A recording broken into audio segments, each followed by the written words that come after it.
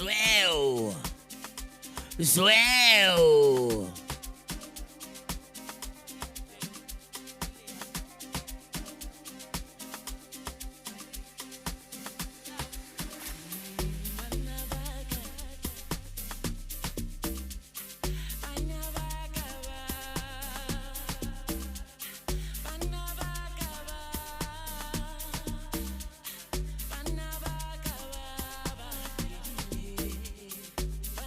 Zwell.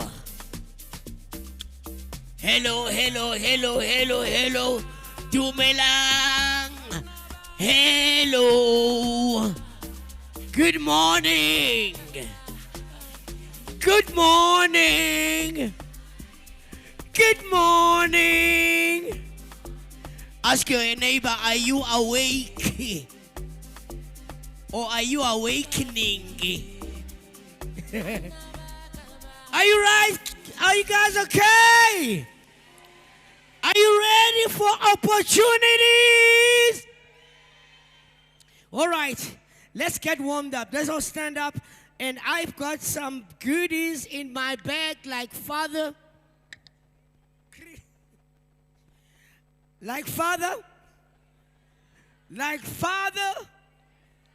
Yes, I'm going to bless you with some gift, but I like active young people that will show that they are young, they are inspired, they are connected, and they are willing to be transformed. Hey, somebody says well.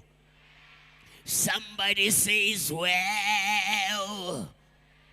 Somebody says well. Selector, I need 4 dancers to come and compete for this bag.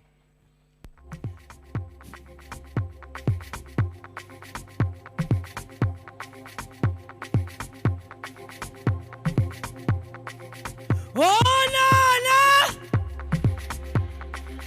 Ah, no, no. Hey, no.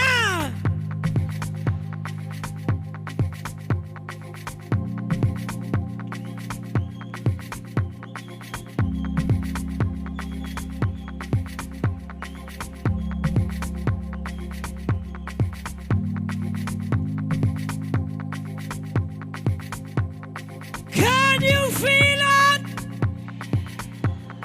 Can you feel it? Osa nabangan bakho.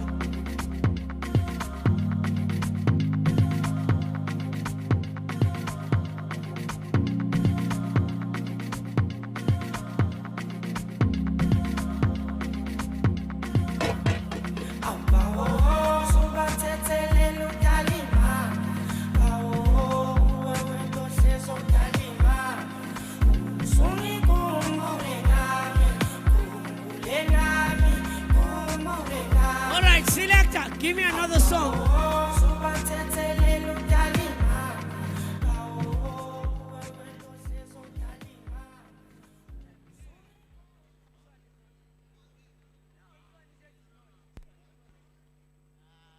All right, Assemble, let's go. DJ.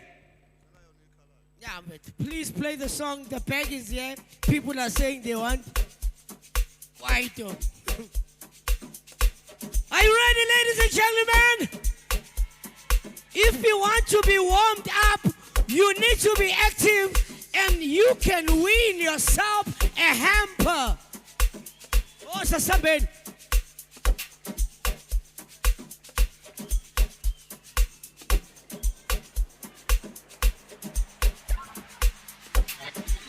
Let's go.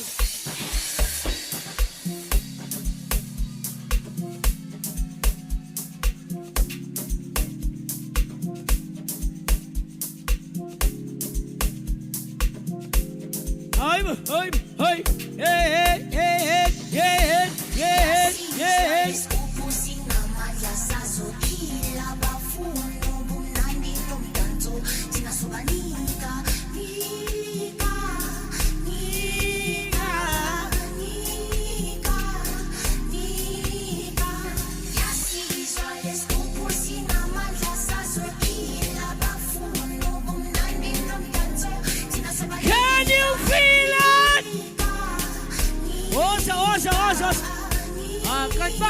Where are the ladies to represent? Where are the ladies?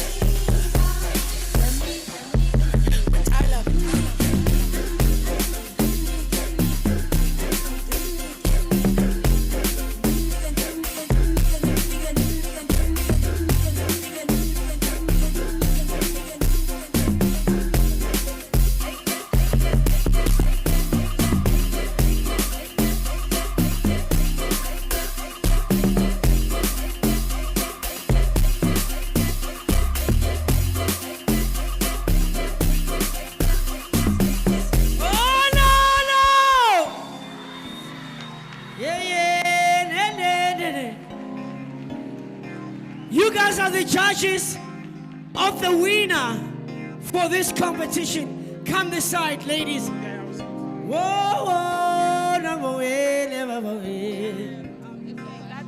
All right, guys, please, I want to know who is the winner.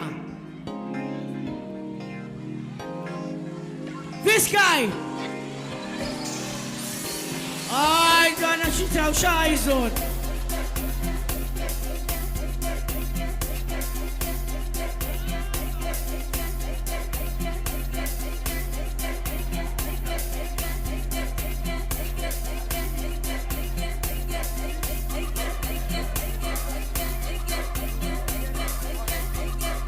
Hey, this guy is sitting on my pen. Okay, prove yourself.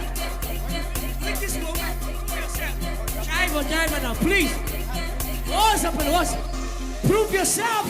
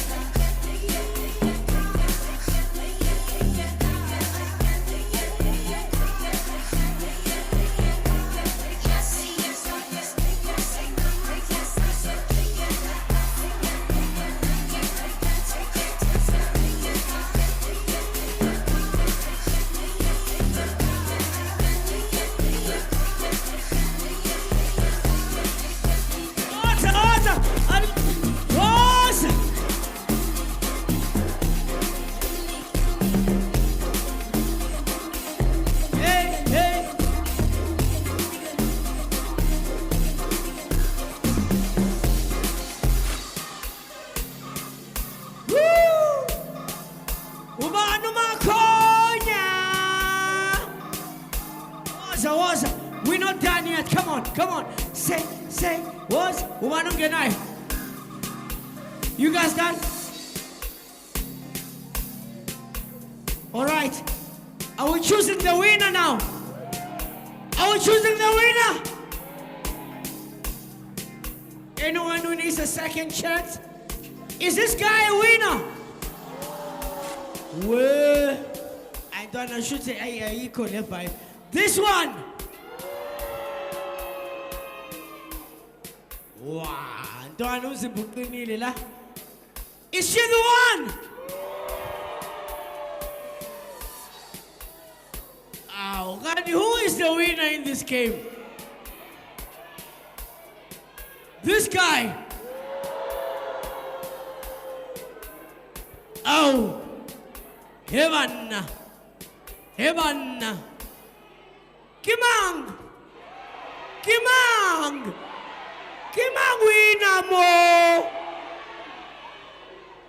This guy. All right. This guy. What about her?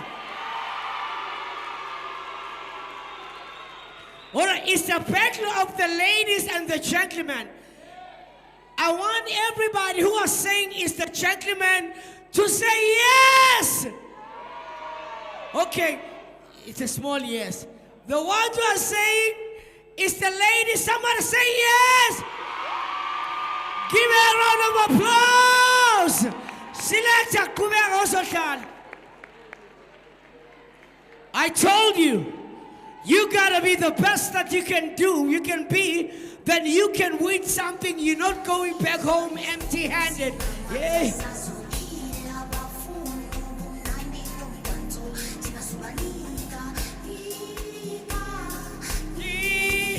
Oh, no, no. Ah, no, no. Yeah, well, no.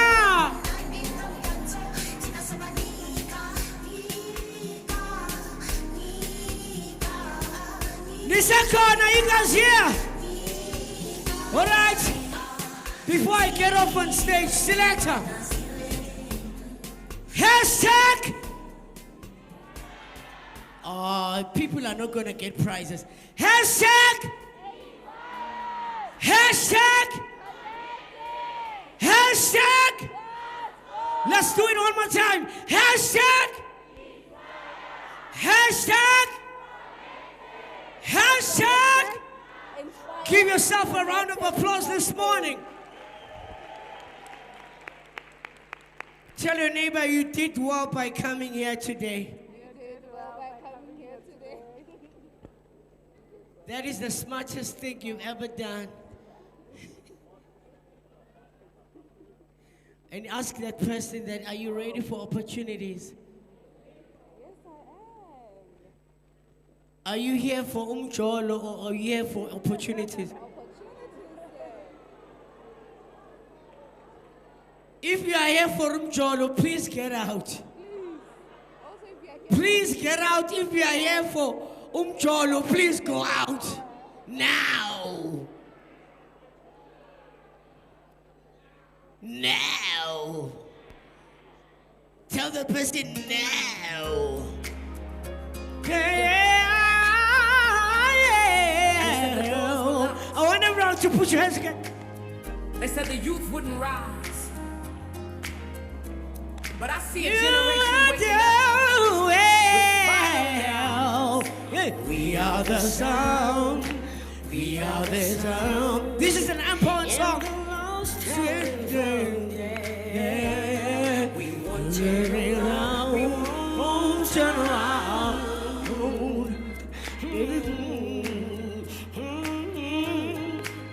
Yeah, yeah.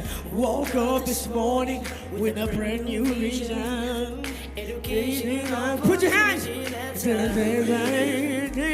From the classroom to the bottom. We're taking the lead. Planting seeds of innovation. For every dream and every new. No more thing. We're stepping into your religion. And now it's impossible. Empower. Take us higher. Youth. Set it on fire.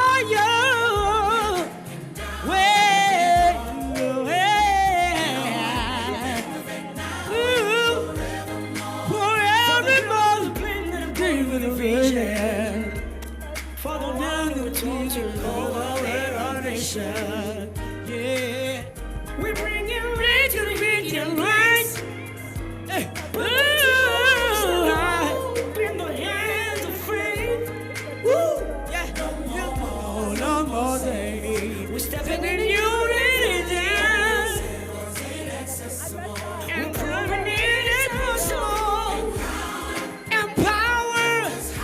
take us higher. Youth, set on fire. Not yet. They haven't arrived. Every time. Forevermore. We build our own and now we're able. They said it's not the seal, but we found it, and it's inspired. We are connected.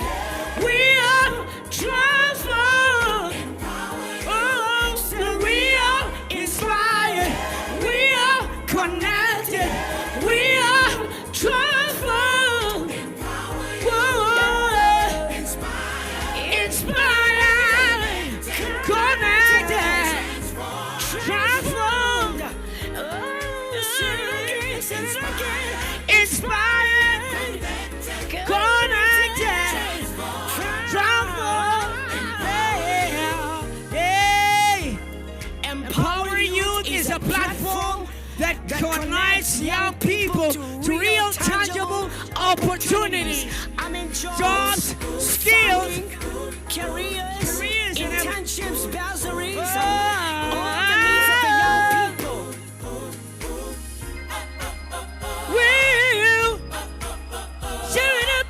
It is the time to lift our young people. With the new day.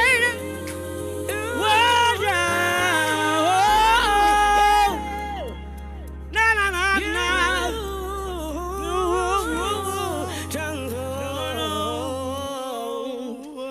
Thank you. Tell your neighbor, empower youth. When I say empower, you say youth. Empower. Danko. Woo.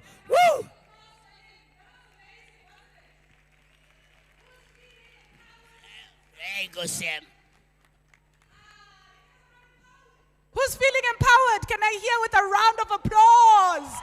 A loud one, a resounding one. Good morning, Ninjan. Oh, I'm in the Vaal, so I need to change. Likai. That's what I say, right? I'm your Makoti here in the Vaal. Actually, my husband is from down the road, so I'm at home here. My name is Ansela Nombeu, and I'm going to be your MC today. I am so excited for young people and what young people are doing in the season. How has the last 3 days been like? Anyone want to tell me, how has it been like? Fun? Inspiring? Somebody else, this side of the room is a bit quiet. Power. Fire. Ooh, fire. I'm glad it's been fire. Let me tell you, today we're taking it up the notch. If the fire was here, today we're taking it higher because we're speaking about green economy. Who here has aspirations of entrepreneurship? I see a few hands. Who wants to start their own business, be their own boss? Boss girl, boss boy. I see a number of hands in the room. And listen, today is your day then to listen and do that. We're going to be talking everything green economy. I know when you say green economy, sometimes you think it's a boring business, ne? But it's not. It's the kind of business that brings you money. Mina, I want you guys to be driving. I'm a Porsche, in a yacht in Dubai, you know, having fun. And businesses like this and work like this actually does that. So let me tell you, who here doesn't have a job or is unemployed? Anybody who's unemployed? Okay. And I can already hear the moaning and the grumbling. It's not nice, right? And let me tell you, you're not on your own. In South Africa alone, unemployment rate is at 46.1%. 46.1%. Who is between 50 and 24 years in age? Okay, I see a few people between 15 and 24. For that age group, unemployment is even worse. It's at 62.1%. So it means that you guys sitting here who are from the Vaal, you need to create jobs for all of us, right? And create the opportunities. So that's what Empower Youth is all about. It's here to empower you as the youth so that you can be the solution to the problems that we face, right? Who is excited for today? Who wants to drive a Porsche? Woo! Me too. Me too. So without any further ado, I'd like to introduce our first speaker. But this speaker is not just no ordinary speaker. This fire that I said we're bringing a little bit higher. He's the one who's going to get us started there. He is an author, he's a speaker, and his biggest passion is telling young people and empowering them, showing them that they can be whatever it is that they dream to be. Who needs some inspiration a little bit this morning? Anybody? All right, so if you're excited, with a huge round of applause, help me welcome Sipiwe to the stage. Sipiwe Smelane, round of applause, everybody. Thank you, sir. uNkulunkulu uyowaziyo ngekusasa lami.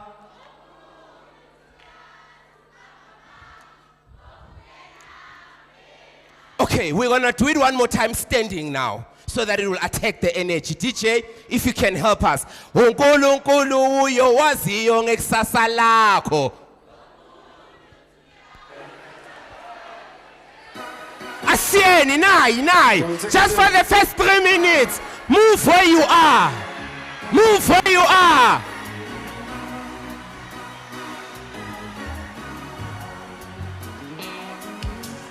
Move where you are.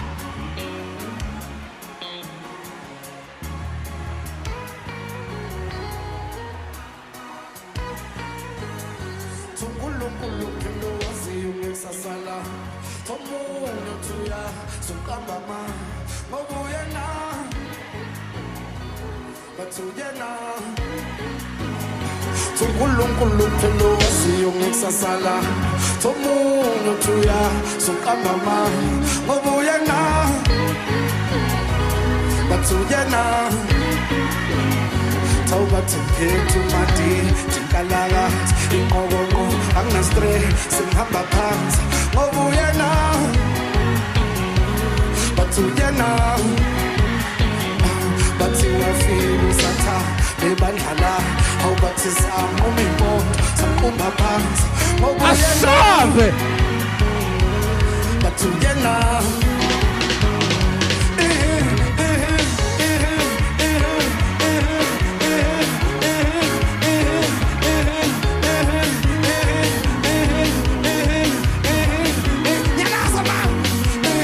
What?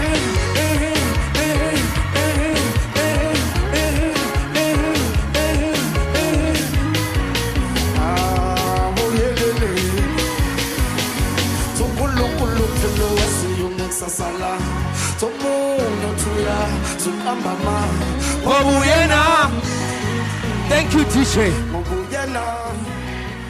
One more time. uNkulunkulu uyowaziyo ngekusasa lakho.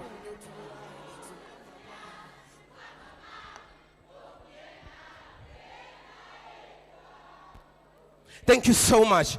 Sanbonane Vaal. Sure. Okay, my time is limited. Quick one. If you are taking notes, if you are recording, let's go. Kamalami nguSiphiwe Mselane. I'm not too far from your age. I was a young man once with dreams, but you know, if you don't work, dreams don't become a reality. In order for my dreams to be a reality, there was so much work, so much effort, so much sacrifices. But boy, let me tell you, it is very easy to get to the top when discipline is part of the process. This whole week, you guys have been so inspired. From Monday up until yesterday, fire speakers have been on this stage. I believe that each and every day when you live this place, you live this place with what is the next step. So I just want to give you 5 points that I applied those points whereas I was a 20-year-old with dreams, that I'm still applying those points as I'm a 30-year-old who's living some of his dreams but preparing for the dreams of a 40-year-old and a 50-year-old. Because let me tell you, if you don't put action, you can attend all the Empower Youth Weeks and there's nothing that's going to happen if the only thing you do is come, be inspired, scream, go home and sleep. Nothing will happen. So I want to give you these few points. These I said to you, I also apply them. Namanje. Number 1, you've got today. Today you're still going to have other fire speakers. You've got tomorrow. Tomorrow is a cherry on top. Then your first homework, between Saturday and Sunday, have a one-on-one with yourself. Have a one-on-one with yourself. Debrief of all the speakers that you've been listening throughout the week. Which speakers that spoke to the person you are becoming. Which speakers that spoke to the graduate you are becoming. Which speakers that spoke to the entrepreneur you are becoming. Which speakers that spoke to an employee you are becoming. Have a one-on-one between Saturday and Sunday. What is it that will work for you? What is it that won't work for you? Because not every food you are eating this week is good for you to digest. But they must be able to be careful with your listening diet. This is good for me, that is not good for me. This is practical for me, that is not practical for me. So the next coming Saturday and Sunday, you need to be able to digest and let go. What is it that will work for you or will not work for you? And then in doing that, after that, you need to make decisions that will impact your life positively. Next year, this time, you can't come with the same problems that Empower Youth that you are coming with this year, this time. Don't do that to yourself. Not with so much information that you've received this week. Point number 1 out of my 5 points. After you've then stayed at home and made practical and realistic decisions with regarding to what is it that works for you and what is it that doesn't work for you, I want you to firstly ask yourself now, what are my strengths? What am I good at? What am I not shy doing? Who I don't care when I do it, they're in the room or they are not in the room. It's very important. Master your strength. My strength might be in maths. Your strength might be singing. Your strength might be in singing. My strength might be in English. That is the first point. What are my strengths? Not all of us are going to be part of the statistics forever of being unemployed. Actually, some of us are employers who just need to kill laziness and put in action and believe in themselves and go get the things done. And then number 2, when you are able to find what are your strengths, what are habits that you must let go? Maybe you spend so much time on social media looking at people who are living the best of their lives. And it's even worse if you go on social media with borrowed data just to go on TikTok and watch those videos. There's nothing wrong with it, but the question, what are they contributing that betters you? So it's very important that you live. Which habit are you going to let go? Uchekwa kakhulu, ujola kakhulu, ujiva kakhulu. What is it? Ubuchomi bako, all your many friends that you've got, which contribution that are they doing in you that is bettering you? That is number 2. Which habits are you letting go? And then number 3, expose yourself. Let me tell you, no matter how good you are, if no one knows you, no one will use you. We use those we know. We give opportunities to those we know. We hire those we've seen. In order for me to be where I am, I had to expose myself. I knew that I was tired of a certain life. I deserved a certain life. And that certain life had to make me going out and looking for mentors, looking for coaches. Be willing to work for free. Be willing to serve people at no cost. But that is paying off now. So expose yourself. If that social media you're using to expose your skills, your talents, and so whatnot, so be it. And it's nice now for our generation. Each and everything is at the finger of our phone. So expose yourself. As you start here, some of the people sitting here, they're your potential client. You've got a salon, but you haven't networked. Why? You do nails, but you haven't told anyone here. Why? Your money is in this room. Your opportunities are in this room. From the very same people who are based in the Vaal. Number 4, this one is very important. Be positive. Kunzima ukudila nabantu abanegative ngayo yonke into. That's why it's very important that you speak to yourself every morning first. When I woke up in my house, I had a time with Uspiwe. Before waking up my daughter, preparing her to drop her at school, I first had a time with me so that I speak to me. I command how I want my day to be. When I come across you and you try to influence your negativity in me, it bounced back because I already had an opportunity to tell me that you are great, you look good, you smell nice, and you're going to have an amazing day. Go get your opportunities. I have those conversations on a day-to-day basis. And I did not start when things had light. I started when ngisahlala kagogo kusese forum ngingakayilungisi nendlu yakhona. Life is uninspiring. I woke up and I looked at situations and I said, I will change you.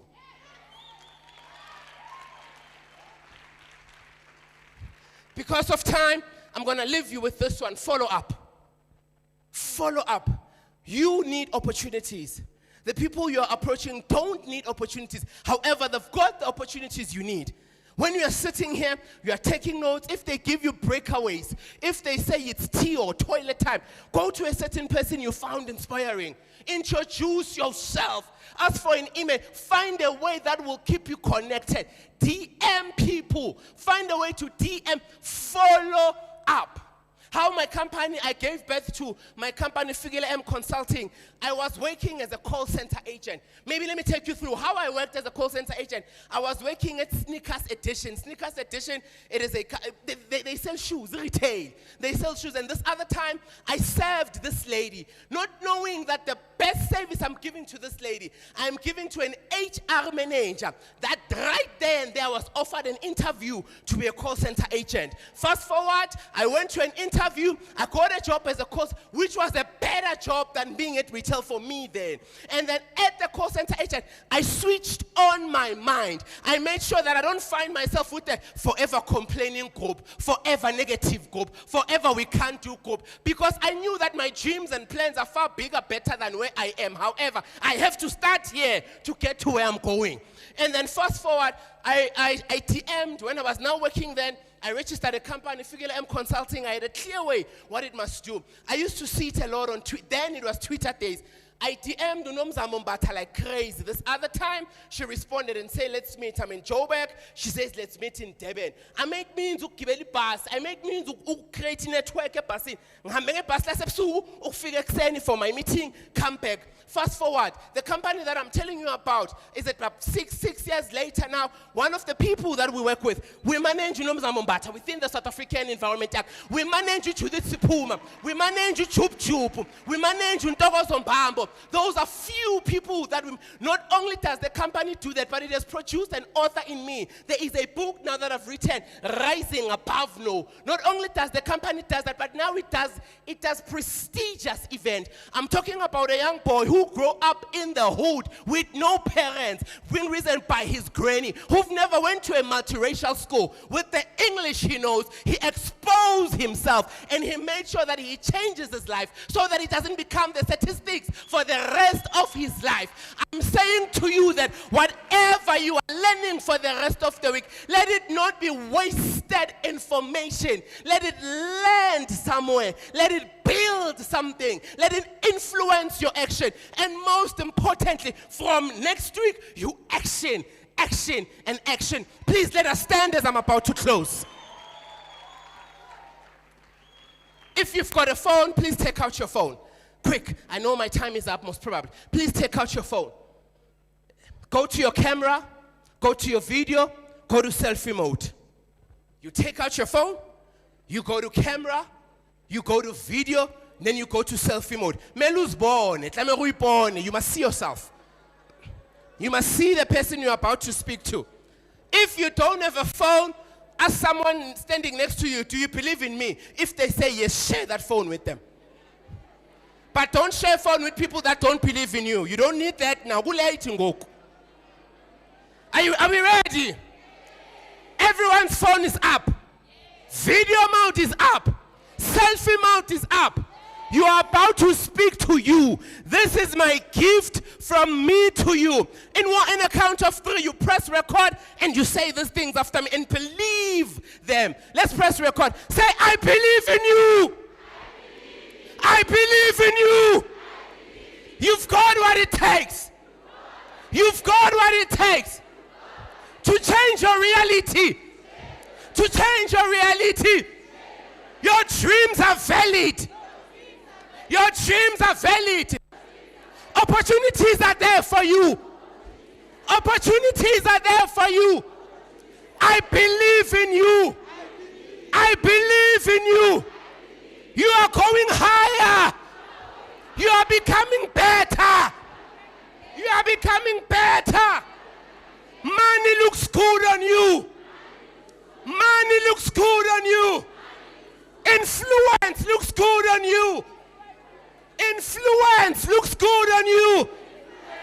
Connections looks good on you. Connections looks good on you. You've got what it takes. You've got what it takes. I believe in you. I believe in you. Don't stop believing in yourself. Don't stop believing in yourself. These two will pass. These two will pass. Save the video. Save the video. Let me tell you, on the days where you want someone to speak life in your life and there's no one, listen to that video. Watch that video. In the meantime, go to somebody you don't know and tell them congratulations. Go congratulate someone now. Congratulate someone. Unkulunkulu uyo wasiyo ngekusasala. Omunye 2 years uqamba ma. Ngobuyena. Ngobuyena. Don't fail yourself. You've got what it takes. The houses, the assets, the money, the bond, the influence is waiting for you. Don't be loyal to friends who are keeping you stagnant and be disloyal to your future.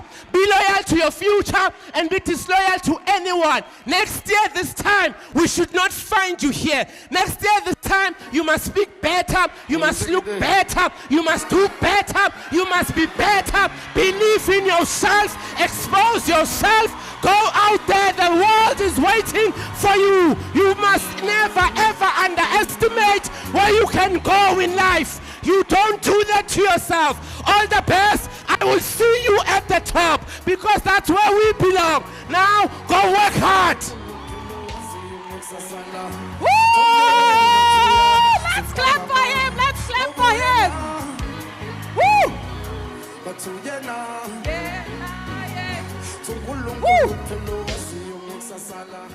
Wow. If you truly believe in yourself after that, let me hear you scream and clap for yourself. Let me hear it. Let me hear it. Let me hear it. Let me hear it. Listen. He says that next year you shouldn't be here. Can I tell you what you should be doing if you're here next year? You should be on the stage. You should be a speaker. And it is possible. Everything that you've learned during Empower Week works. What Sipiwe just said now works. I'm a product of it myself. I'm a multi-award winning journalist. I have written cover stories of every billionaire you can think about as a journalist for Forbes magazine. I have told stories on BBC World. I speak a bit well, and I'm a girl from the hood who was raised by a single mother, who was told you'll never amount to anything because how can you even ever end up at university? Yet I was always one of the top students at my university because it is possible. Just believe in yourself. But over and above belief, Uspiwa mentioned 5 core things. Uspiwa mentioned 5 core things that I want to repeat in case you didn't write them down. Because these little 5 steps might seem few, but that is an entire recipe for success. Who remembers what point 1 was? What are your strengths? Listen, I told you I'm a journalist, right? I interview people for a living. Who wants to tell me what their strengths are? And do not be shy to speak, because you need, one of the things he said you have to have influence, right? You can't, how will you influence anybody or even yourself if you can't speak up? So let's put it into action. I want somebody to come up here who wants to tell me what their strengths are. One person just run up to stage real fast. One person. Come on, look at the hair, girl. Hello. Hello, sweetheart. What's your name? My name is Leraton Temane. That's my government name. Otherwise, I'm Lady Love. Lady Love. So what are your strengths, Lady Love? Yo, Giringa too much. I talk. I'm a speaker. I'm a network buff. I can talk to about 10 people in this room and actually remember what they said to me. Amazing. And that's a powerful strength. A round of applause for Lerato. Thank you so much. Oh, I should say Lady Love. Yep. Yeah, just a quick one because we don't have to be shy, right? My name is Lady Love. I'm a DJ. I also do PR. I manage a restaurant called BK Lifestyle. I do customer service. I'm the ops manager and I actually do customer service and experience. What I do is skills development. I actually do my left and right hand. I'm a facilitator for nails. If you want to learn your nails, your makeup, I do that. It's a 5-day training. Also, over and above, I'm a carpenter, Kinzima, and I learn any skill I put my mind to. Woo! That is one what do they say? Multi-talented queen. A round of applause for her. And let me tell you, Lerato just gave you also a quick masterclass. Was able to come on stage and not be shy to share her strength. Over and above sharing her strength, she told you about her business and marketed herself. That's how you grow. Because then one of the points, which was point 3, that's the P said, was expose yourself. That's what she just did. She even took the mic from my hand. Did you see that? And said, wait. I just need to say a little something. That's how you do it. And even if you're not going to have that opportunity to be on stage today, let me tell you one small thing you can do. Stand down here during the break or here. Take a picture. You see how beautiful this is, right? If you've got an aspiration to be a speaker, take a picture. Hold the mic, take a picture, quick, 2 seconds. And then when you send out and say, can I speak at an event, you've got a picture with you holding a mic on a beautiful stage, right? Even if you've never done it. So expose yourself. Those 5 points that were shared are important. What are your strengths? What are your habits that you should let go of? Expose yourself, be positive, and always follow up. If you didn't write it down now. A huge round of applause once more for Sipiwe. So, because this is Empower Youth,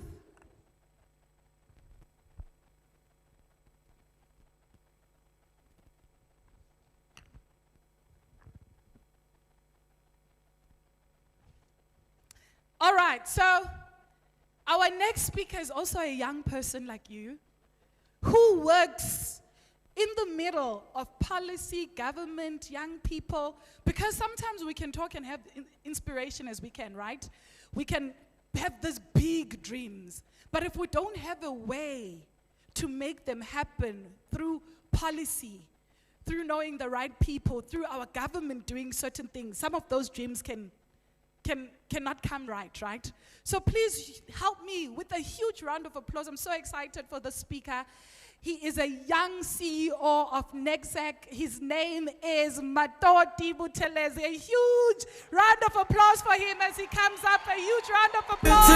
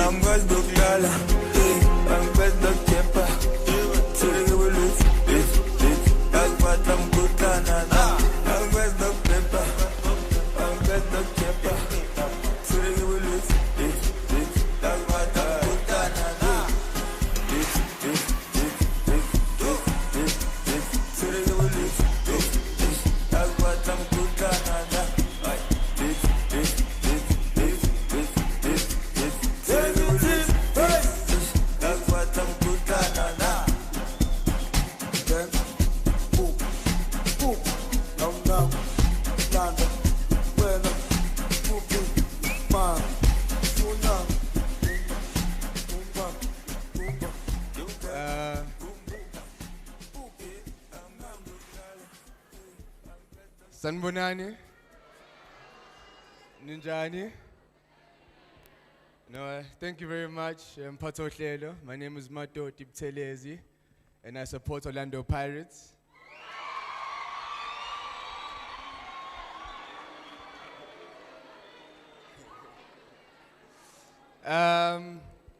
Okay, ngizokhetha one person from each portion of the room.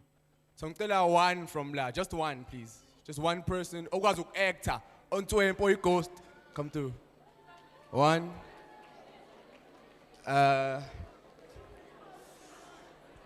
Okay, one lana. Just one here, please. Come through. Okay, yeah, just come through. Okay, come.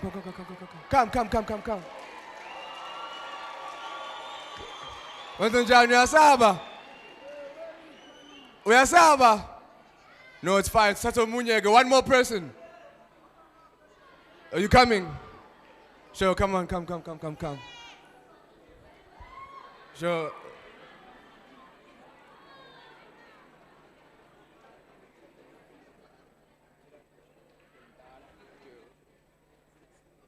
Okay, who can act? Okay, sure. So, I just want to start with something elule, simple, yabo. Come to the front, man. If I were to fall down, mind you, and break my leg, it was born, bah, down. Okay. I won't just, your leg is broken, Chief. Yeah.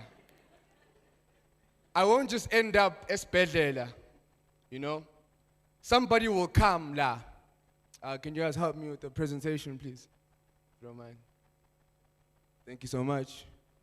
If I was to fall down and break my leg, I won't just end up as bedled. There's something called a first aider. A first aider is someone, like Nina, who is able to come ascertain what exactly is happening. This person must come and see, Chief, are you fine? They must then create space. About this person on a skill set that is important in the value chain of medicine. Somebody else will then come in a few minutes, the ambulance or a paramedic. Angit. Yeah. So a paramedic will then come. Ambulance le. Ambulance will come. They have I don't know what they have in an ambulance, but they have ambulance staff. Ambulance will then drive.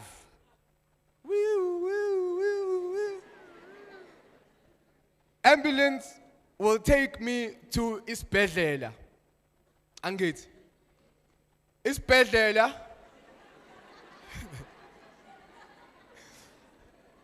Isibhedlela will then, I think it's nurses or, they have their own staff. They will then take over from the paramedics and stabilize me.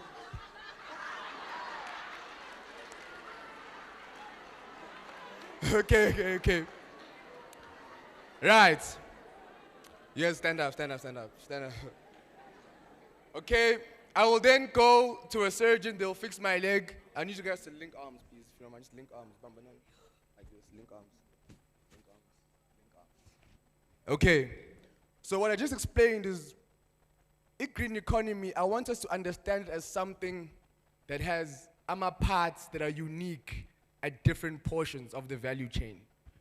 Each person from a paramedic to from the first aider to the paramedic to the ambulance to the surgeon, even to the therapist, the aftercare who will then make me recover.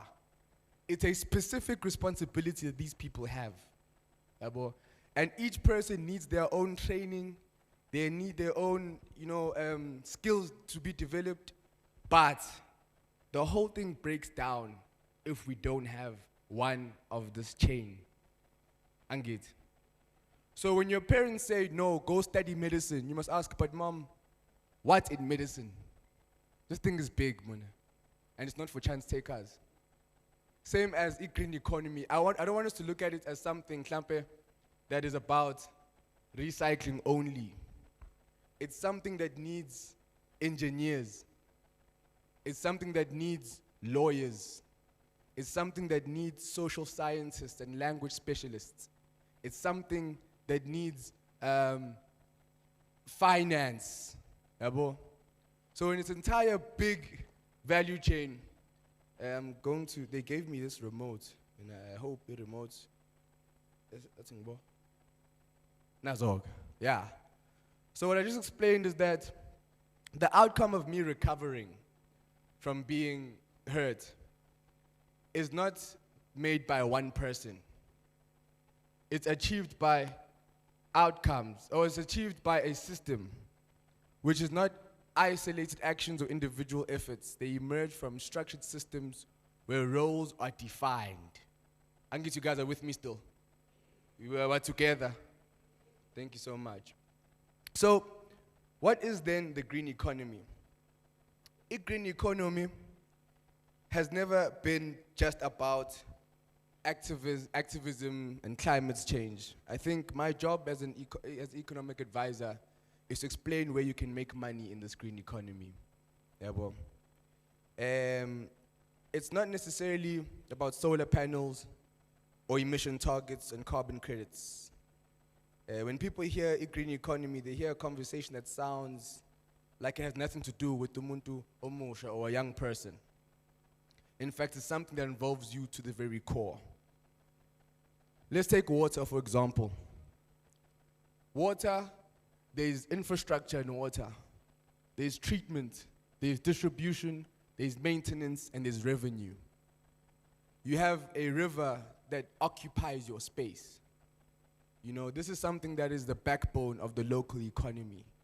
What in water can we find ourselves in? Can we all say occupy? Can we all say occupy? Where can you find a space in your community to occupy? It's important not to think green economy is here, because the green economy is everything. Are we together? Yes. So this is just water. There's also energy. Renewable energy, mining, there's issues. You know, load shedding is a big problem that we have. So what in energy could you become? There's generation, installation, there's grid, there's storage, there's finance. You need not be an engineer to be in energy, because there's compliance, that's law. Are we together? So I don't want to go to when people come here and they speak about ESG and climate and you switch off, because that might be the space that you can occupy. Myself, by the way, I'm only 22 years old. Yeah. I'm only 22 and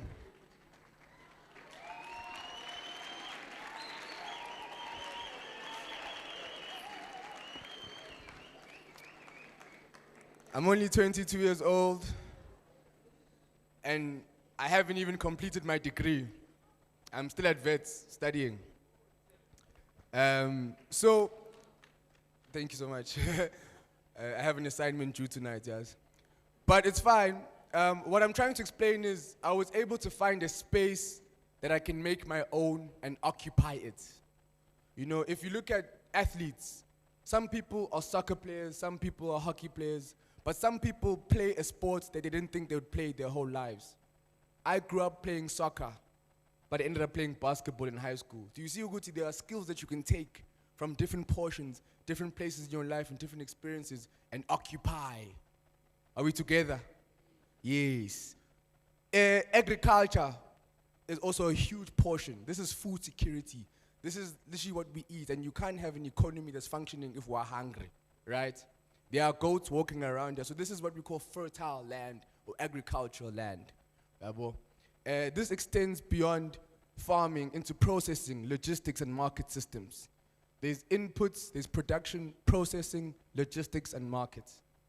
Do you see how big each chain is of agriculture? Are we together? Thank you so much. I'm being told I have 5 minutes left. They're lying. So, all through water, energy, and agriculture, the thing they have in common is there's a start, and there's a process, there's distribution, there's maintenance, and then there's revenue. what part of this chain can you find yourself in? If you don't form part of a chain, the whole thing falls apart. You can't have a surgeon without a first aider. Are we together? You can't have a surgeon without an ambulance or a paramedic. Don't be myopic or tunnel vision. Ungakwazi ukubona ukuthi this thing is big. It needs you. No, it doesn't need you. It needs the government and the private sector to come up with mechanisms to absorb you. You can't be told ukuthi you must go and pick up later on your own. Let me not even speak about that speaker from the other day, as I'll be in trouble. But essentially, you don't want to be people who are outside the system who must save themselves because the system is there anyway. It's not about creating different jobs, or it's about plugging in and occupying a space that is there for you to occupy. You understanding it? We're together. Okay. I'm not closing, but I'll say in closing because of time. So what do we mean in Vaal, in the area that we are in right now? Yabo. We are not outside a green economy. It's actually something we are knee deep inside, because it already sits within key systems: water, industry, and agriculture. Vaal River supports municipal and industrial activity in this region. What do I then mean? The mayor is speaking after me. Is the mayor here yet? How? Oh, mayor's not here. It's fine. I'm going to deal with them now. So, if you go onto Google and you go to the municipalities page, Sedibeng, am I saying it correctly? Sedibeng? Yeah? Sedibeng. No, Ngiyabonga. There's documents that you can find. Governments don't update our pages, but this one is very new. This one is for 2026, 2027, right? There is something that they have called the Integrated Development Plan. We're together. You can go and find this. This is not something I've made up. This is something they've said they are going to commit to Nina for 2026 and 2027. Yabo, what exactly did they commit? Because I made it my portion to make sure I'm holding them accountable. Bati kule IDP yabo, it says core strategic commitments transition to a green economy. Number one, they want and explicitly defines a diversified, inclusive, and green economy. Which means that they are saying, and they must give you this work. Because is it inclusive if there's no young people in it? I'm going to ask again, is it inclusive if there are no young people in it? Right. But when they are speaking of this plan, there's something missing, Vaal. Can you just split up for me? They are saying they'll give construction, they are saying they'll give big business and public-private partnerships. They are saying they'll give everything except who? Except who? And that's a problem we have fundamentally, no? So we must challenge this local municipality, because we are in it, to say you don't have a complete program if you don't have me and you in it. Angit? Yeah, I must close now. So young people, it's not an issue of there's no jobs or no commitments rather to jobs. They just haven't positioned you well enough. They've defined our targets, they have defined their objectives, they have defined their responsibilities. If they do not meet those targets and responsibilities, we will note them in local elections. Angit? Thank you. And the ballot doesn't forget. The ballot never forgets. So I encourage you to exercise the right to vote if you find ourselves not being positioned clearly in this municipal plan. Angit? Yeah. Now, in closing, I run the largest advisory and development firm for the economic inclusion of young people. And if this plan is not met, I will bully them on your behalf. Oh, is that fine for you guys?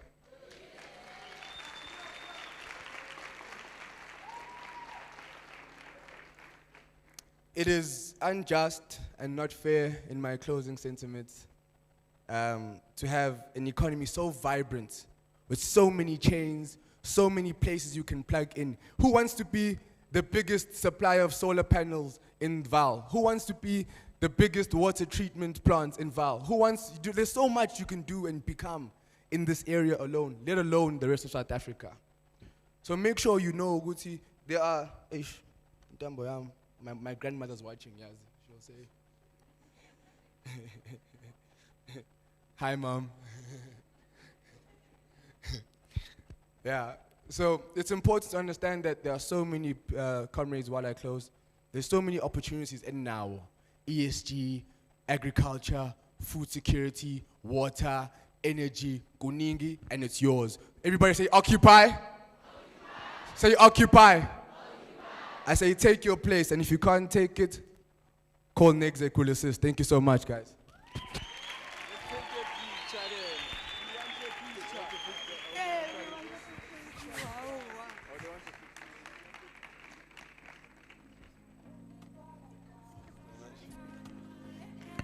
Thank you so much, guys.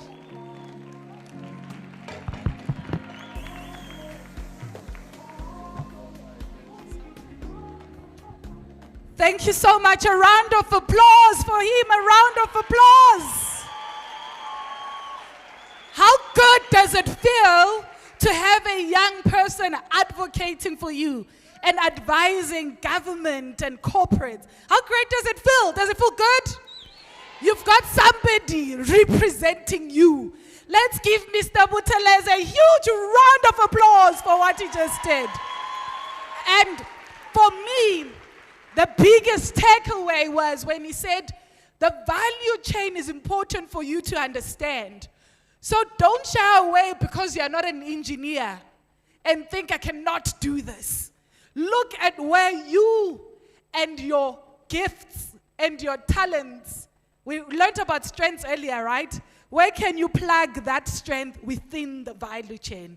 Thank you so much, Matoti, for that. We are going to move along to our next speaker. This next speaker is one of the most exciting speakers for today. He is from Unilever. He is a senior manager at Unilever. He is Mr. Yase Godlo. A huge round of applause for Yase Godlo. Woo.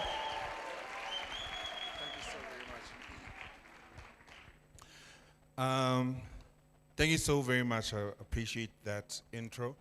I don't know about the most exciting of speakers, but I'm here, and some of the youth that is here probably saw me running around there, and they're like, "Aibo, but yeah, I'm here. Good morning, everyone. Good morning, everyone. It is a very exciting time and a moment for Unilever to be part of this, empowering youth like yourselves. I am standing here representing not just Unilever, but I'm representing my boss. She was supposed to be speaking today, but she was caught onto other business. My name is Yase Godlo. I look after sustainability and partnerships at Unilever for Southern Africa business. It is much of an honor for us to be here, not because this is just a well-run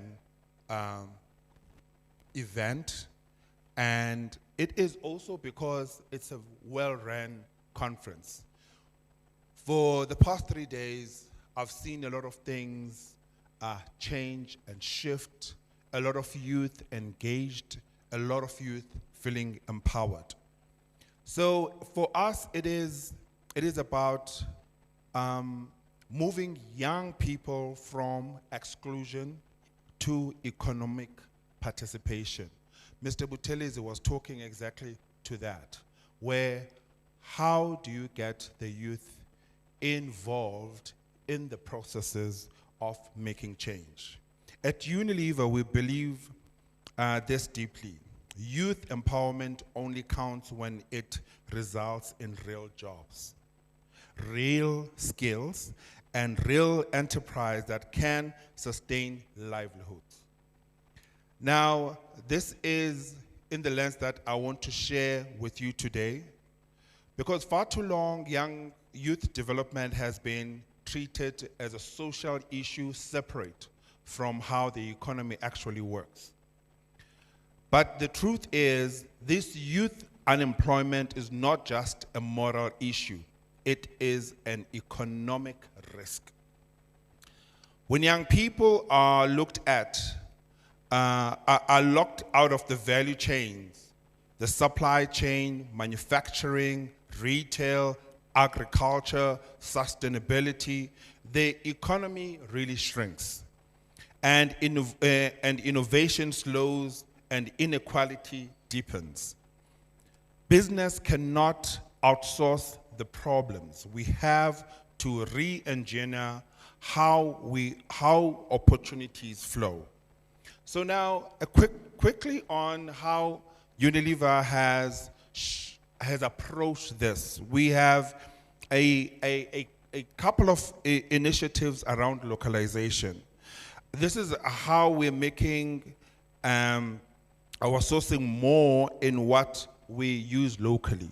So we try by every bit of means within all of our products.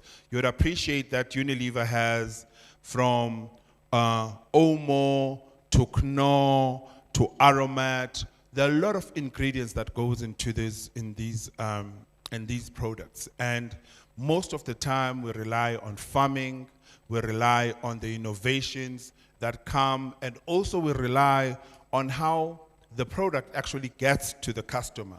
And this is where we've seen opportunities and we've involved the youth and find innovative ways to find the youth to find their space in this work. The circular economy solutions ensuring sustainability creates livelihoods, not just compliance. For us, what is very important what we're going to talk about today, it is really around the circular economy. There's a lot of opportunities there, and that is how we focused today.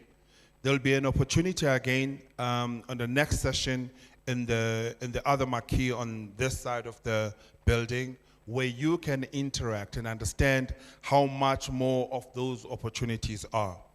I think I'll leave it here, but to say that Unilever is investing to make sure that we really make good change. And in these 5 days, we want to know that you as the youth are empowered. It is not just a moment of just gathering and it being another talk show, but it is making sure that you come out of here understanding what next. Thank you so much.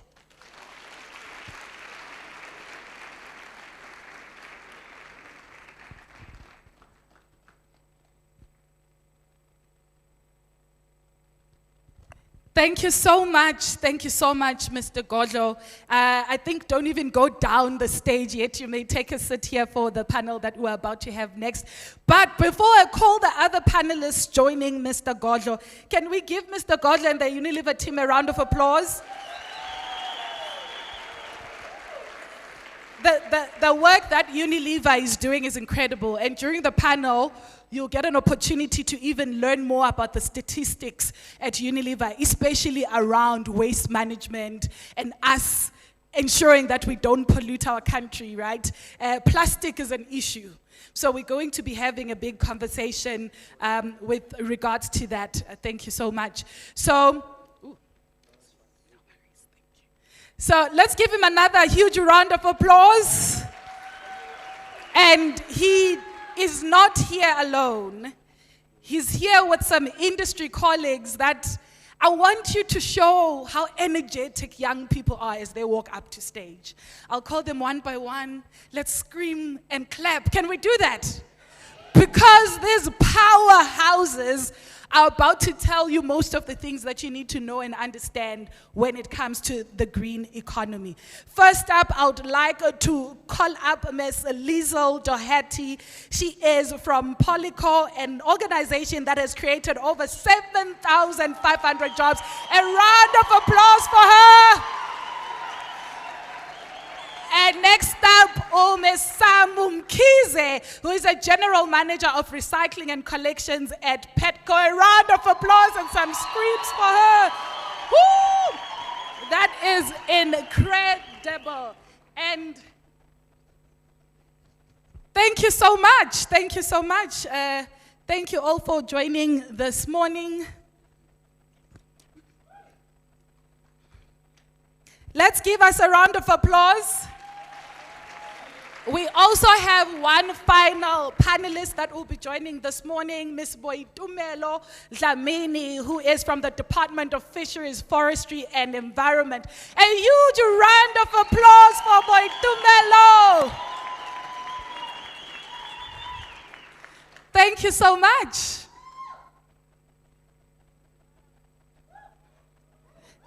Yes, keep the screams coming as she sits down. Keep them coming, keep them coming, keep them coming.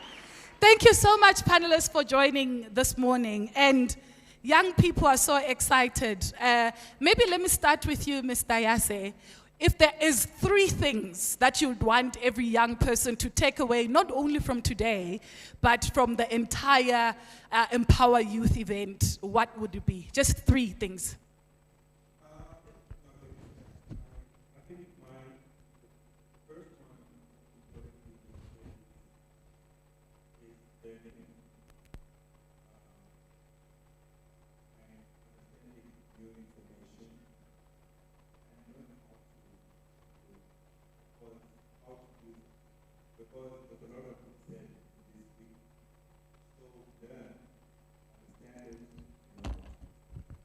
Absolutely. Nizwila ngit.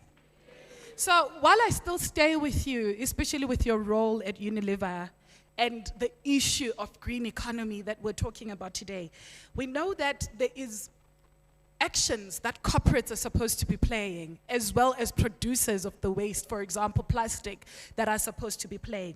Do you think we're doing enough as corporates and producers of plastic that pollutes?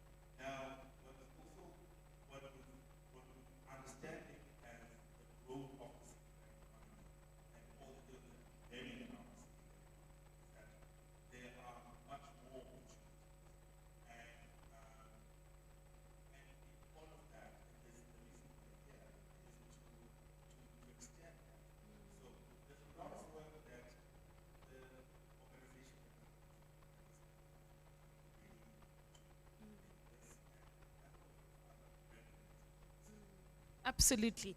Maybe Liza, I'll come to you. You know, Yase mentions opportunities, and this is a room of thousands of young people looking for those opportunities.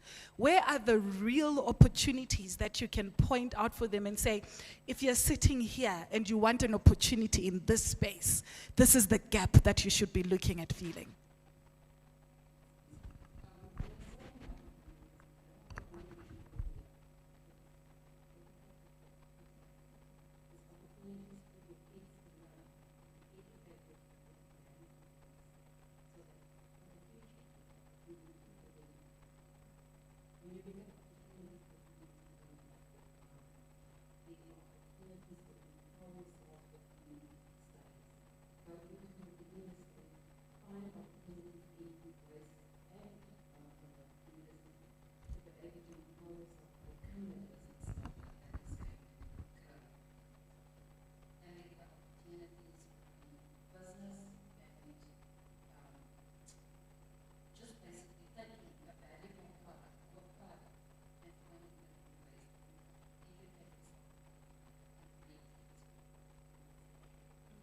Absolutely. And as you're speaking, I'm reminded of a video I saw online. Who here likes not being on TikTok? I'm also a chronic TikToker. But my algorithm is fun. So I saw a video of a young man from Uganda who took waste, like, you know, the seeds, the reeds that we're seeing inside Hartebie Sport right now. And they're using that to make straws and packaging, etc. So that's the kind of innovation and opportunities that the panelists are talking about today. So maybe let me come to you, Samu, a little bit to talk about this value chain. Matoti spoke about it a little bit, but where do the jobs lie specifically right now in this value chain that Matoti alluded to earlier? Okay, maybe initially let's explain what a value chain is. So it means there's a series of operations that take place. So with us, we manage packaging, and the first step is someone that collects it from the streets. The first step is someone purchasing it from the store, and then someone collecting it from the streets, right? So the people that collect it is usually your reclaimers. I think Nabaz Abakhiris. So those guys are actually entrepreneurs because they saw value in the waste. That's the first opportunity. That guy then sells it to a buyback center. So that's where they sort, and then they combine and sort different types of waste to make sure that they sell it to the relevant recyclers. So the recycler is the person that processes the waste back into the packaging material. So instead of going and using virgin, then the producers will use the recycled material back into the packaging. So that's the value chain and where the opportunities lie. So what we see with maybe the aspect of like entrepreneurship, maybe at a township level, you find that you get people that combine as co-ops, and then they say, we're going to collect bottles, we're going to collect cans, and then we'll sell it to someone else so that we make that money.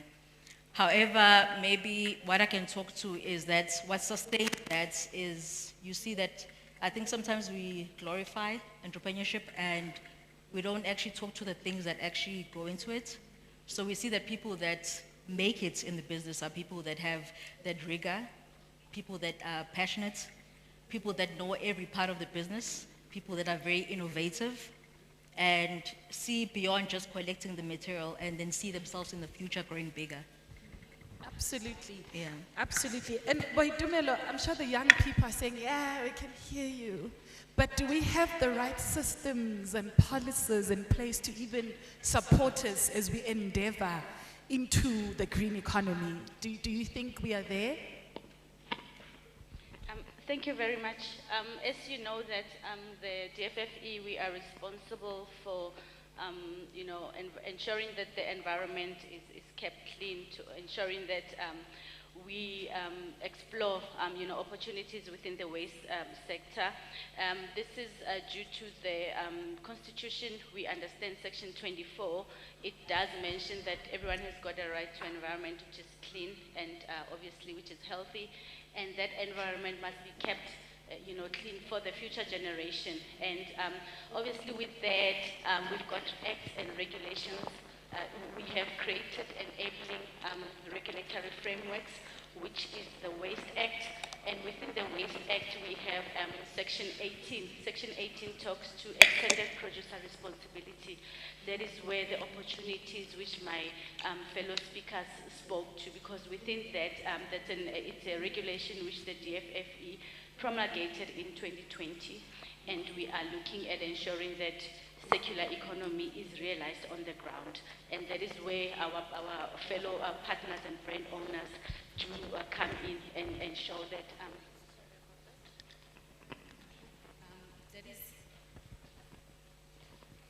That is where within the EPR regulation, that is where opportunities, especially circular economy, is then realized, because it gives opportunities to the brand owners, to the producers, to ensure that the waste, after it's become a waste, there is opportunities there. So that is where the opportunities lie for the youth in this regard. Yeah, absolutely. Thank you so much for that.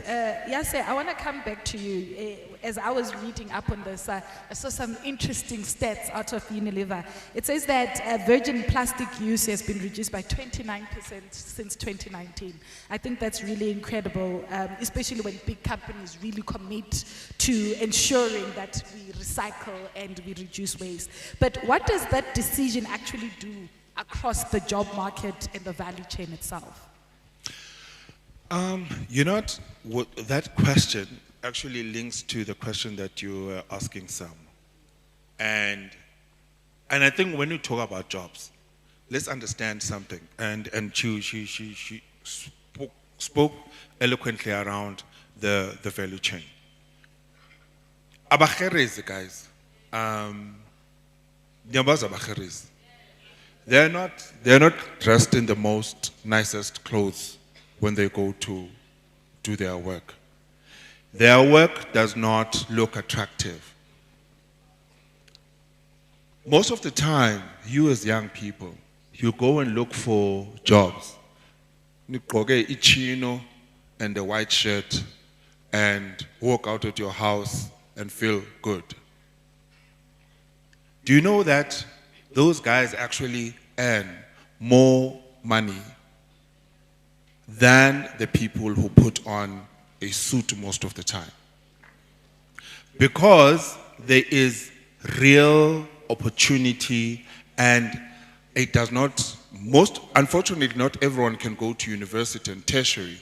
So everyone's got an opportunity there. You can have a grade 2 qualification. You have an opportunity there, and to make an income and be someone who contributes to your community and also in the economy. So when you're talking about that, the reduction of virgin, is that it means that we're starting to use exactly the products, the post-consumer packaging, that has been reclaimed, and then we to the value chain that someone was talking about. When you've collected it, it goes to a buyback center, it's aggregated, it goes to a recycler and goes in through that process. And that means that we're being responsible to DFFE as an organization, where we're saying we are trying to have less impact on the environment in our production. Absolutely.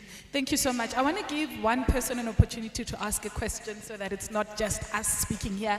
It is your event as young people. Does anyone have a burning question that they would like to ask any one of our panelists? This is your opportunity. Going once. Do I see a hand? If you'd like to ask a question, just put your hand up. Going twice. Okay. Yeah, you may ask your question, ma'am, in the black jacket there at the back. Can we get a mic to her? Let her come here. Otherwise, come closer to me. Let me assist. Okay, right there. Perfect. Thank you so much for that.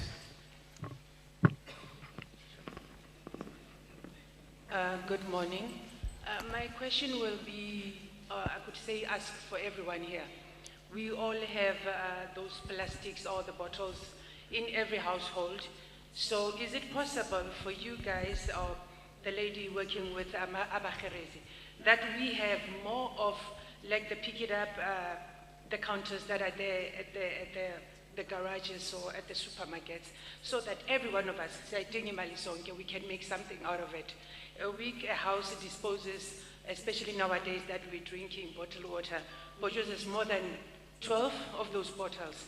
So if we have a household can get at least something to make purchasing of the basic needs in the house simple, that we can go at least go garaging and then dispose of those plastic at those counters that might be available for everyone.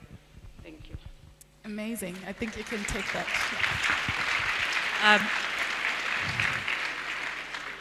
Thank you for the question, Sisi, and I'm glad that you mentioned pick it up. Because actually, the municipality is meant to implement a program where they collect that kind of waste from you from the household level. But due to challenges and it being expensive to implement, and the focus currently is just to get your bin out into the landfill so that they comply to the municipal requirements. But with you making money from that, I think it's probably finding out if there's a buyback center in your area, and how much do they purchase for, whatever you've sorted. For example, that's why Abakherezi will go and collect from your bin and then go sell to them. But then the challenge is they have to travel long distances to get the waste to the buyback center. So if you had that system in your house, it would have been easier for you to get the material and perhaps have someone purchase from you.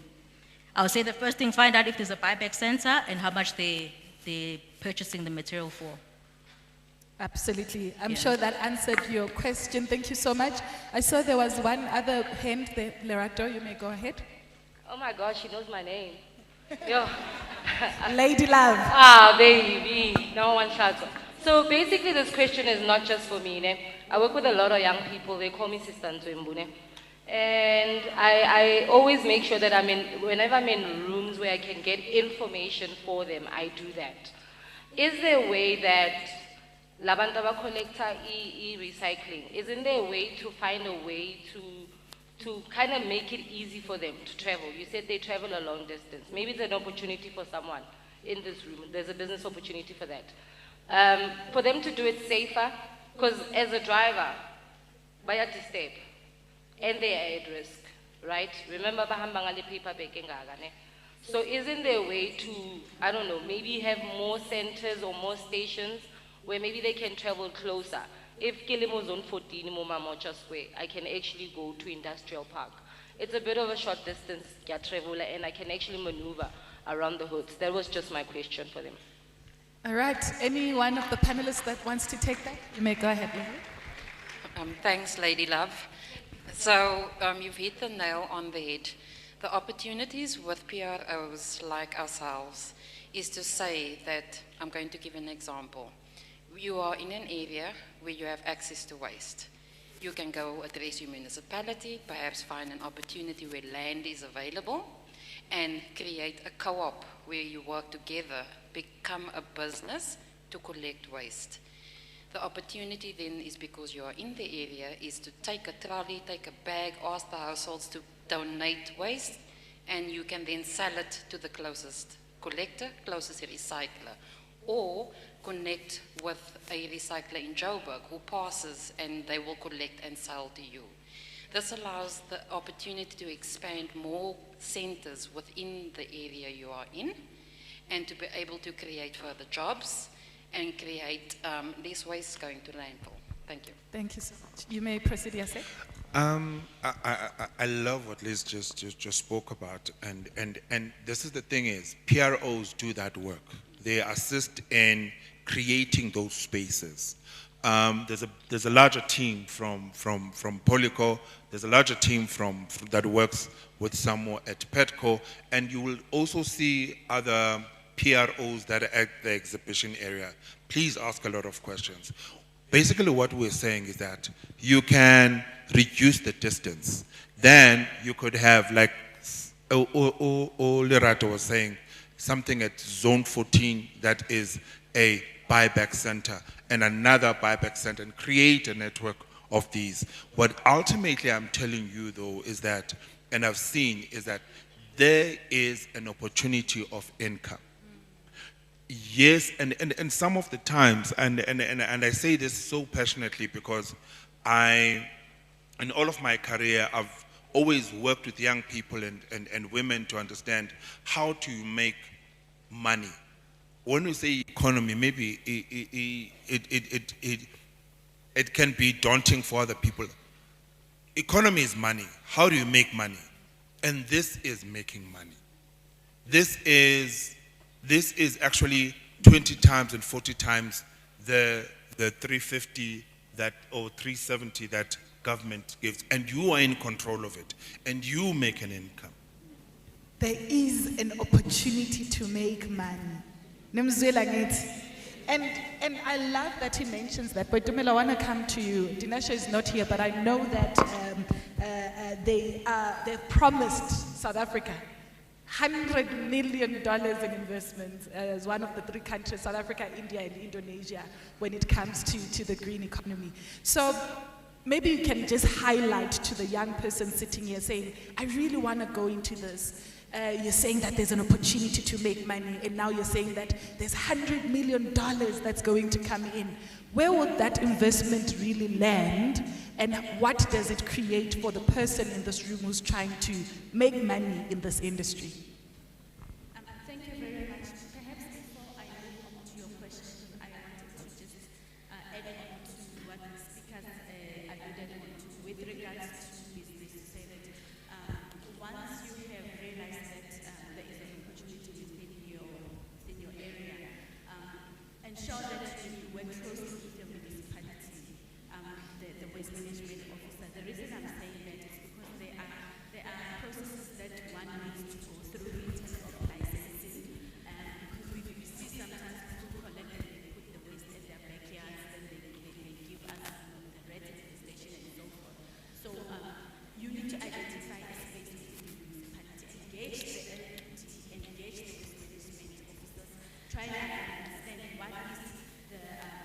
place with regards to that space, and then if you are able to secure it, then secure it and do your business there, because with that you're able to even collect more instead of just collecting from a household level.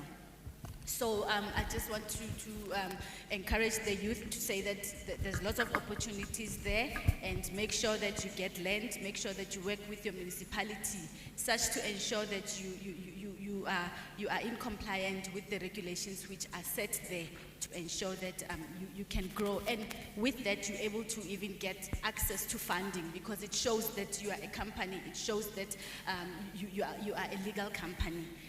So I thought maybe let me just pass that to my fellow youth. With regards to the funding, I think, yes, there's lots of opportunities which are coming and so forth, and I think obviously it would then start at the national level, and obviously it will then come to the brand owners and so forth. However, I think I'm not going to speak on behalf of that opportunity. However, I'd like to just say, once you realize that there is such an opportunity, do your own research, find out how you can get hold of that, in terms of what are the requirements for that, and use the opportunity to empower yourself. Yeah. Thank you. Funding opportunities are there. There are some burning questions in the room. So those who want to ask, I'll just take 2 questions. You can just wait there. I see there's already somebody on the mic. Please tell us your name and then ask your question. If you want to direct it to a particular panelist, you are free to do so. You may go ahead. Greetings, my name is Tracy from Vaal University of Technology Green Campus Initiative. And the initiative is for environmental sustainability. It is student-led. So I have a question for anyone in the panel with regards to collaboration, right? So as a student-led organization, what would it take for us to collaborate with the organizations? For example, for a garden or a cleanup project, I realized there's a gap in terms of food security in the university and outside of campus, because many students I know, including myself, are unfunded.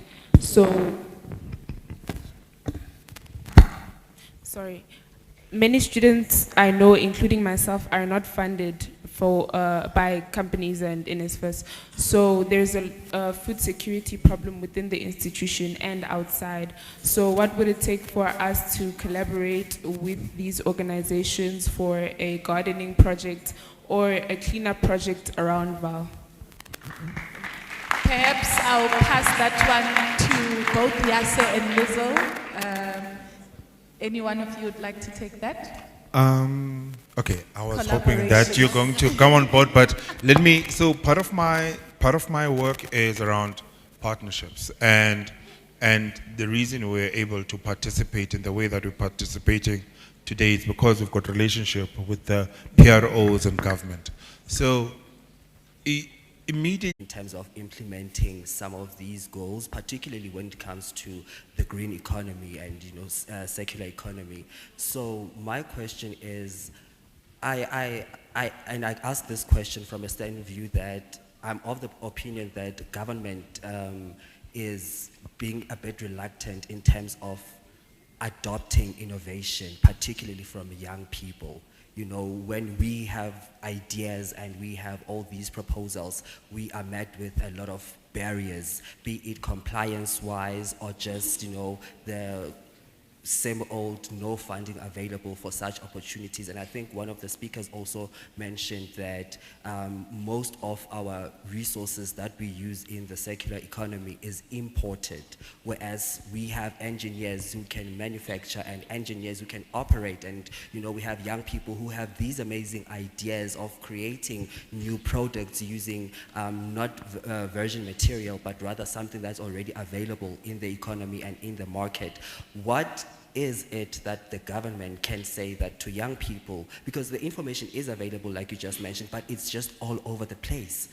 What is it that the government regards as their top priorities in the circular economy that you can say right now to me that Karabo, for government, we are primarily focusing on 1, 2, and 3, be it for funding, be it for other opportunities, but what is it specifically that the government is focusing on? Is it life at sea? Is it renewable energy? Is it recycling? Is it bioenergy or biogas? What is it that the government is focusing on that we know we have something tangible to say that because someone from the Department of Fisheries, Forests and Environment said these are the currently demanded skills or the currently demanded innovations, we can go and work with that as young people in this room. Thank you so much.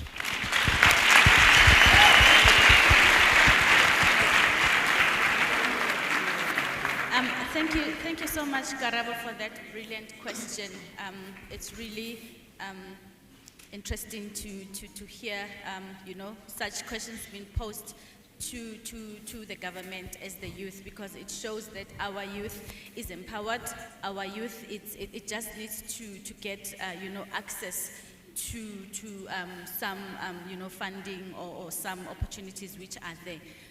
The government, I did mention that we work with legislation, and we have created the enabling legislation such as the Extended Producer Responsibility, the EPR regulation, which we promulgated in 2020.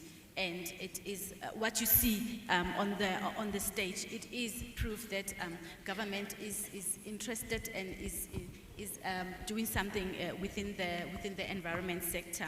And in that regard, circular economy is very critical, because like I did say, and my fellow speakers did speak about ensuring that we use more virgin material instead of going and using raw material, because we need to ensure that we keep our environment sustained for our future generations, and therefore circular economy is one of the critical aspects which the government is working on. We are also working on a circular economy plan at a national level, which obviously will be, we are still busy drafting it, but it will be cascaded down to the producers, to the PROs, to ensure that we divert as much waste as we can, because you would see the state of the environment right now.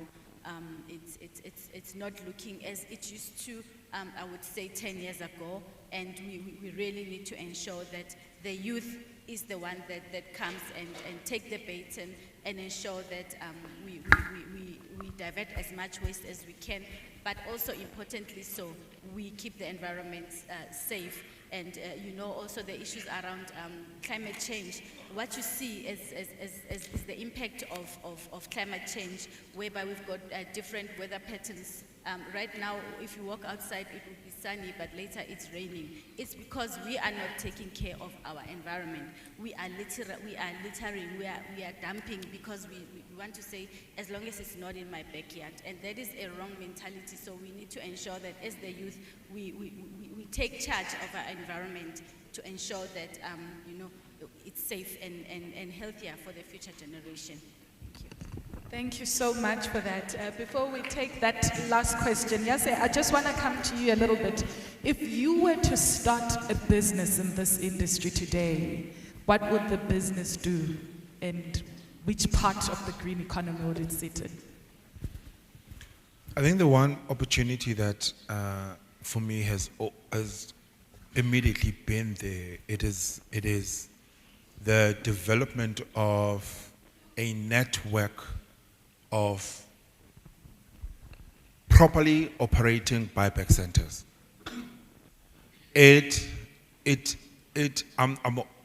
We've spoken about compliance, we've spoken about the funding and assistance that comes from PROs.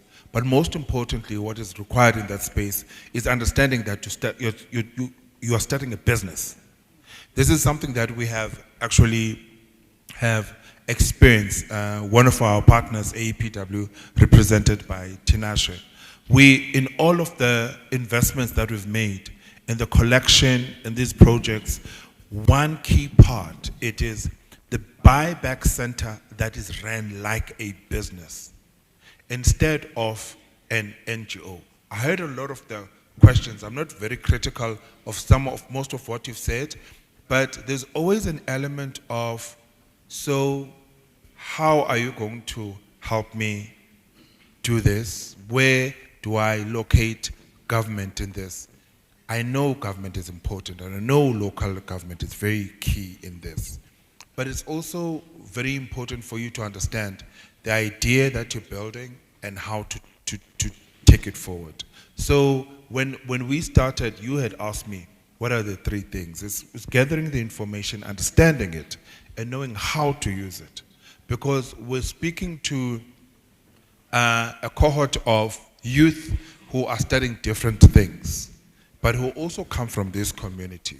And you've got all your aspirations. But what we're saying is that there are so many opportunities in the secular economy, and someone needs to start. Absolutely. There is a business idea already that you can go and start that network that helps do exactly that. We can take your questions. Morning panelists, how are you? So the reason I'm here today is because obviously funding. I want to go study. I applied overseas and got accepted in Scotland. So that's why I want. So I'm someone who wants to study biomedical science. So based on what I've understood from everything you said and a basic understanding of chemistry, I'm trying to understand if Unilever is the purpose of the company necessarily to promote the green economy and things like, sustainability. If so, is then prevention not better than cure? For example, we know things like your condensation polymers, right?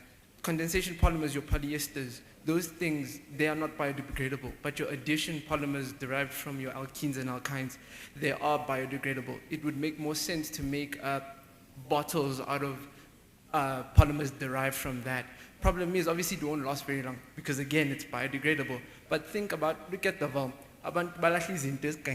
But if it's biodegradable, if you throw it, let's say, onto a piece of land and say, you know what, I'm littering. It's biodegradable. It ends up fertilizing the land, isn't it? But the problem is that's very expensive. It's very expensive to make an addition polymer. So what do we do then? We have to invest in it. But think of it like this, especially as a company like Unilever. I'm so sorry for focusing on you guys, but I want to, because if you invest, let's say we invest 500 million into that, but that's an extreme number.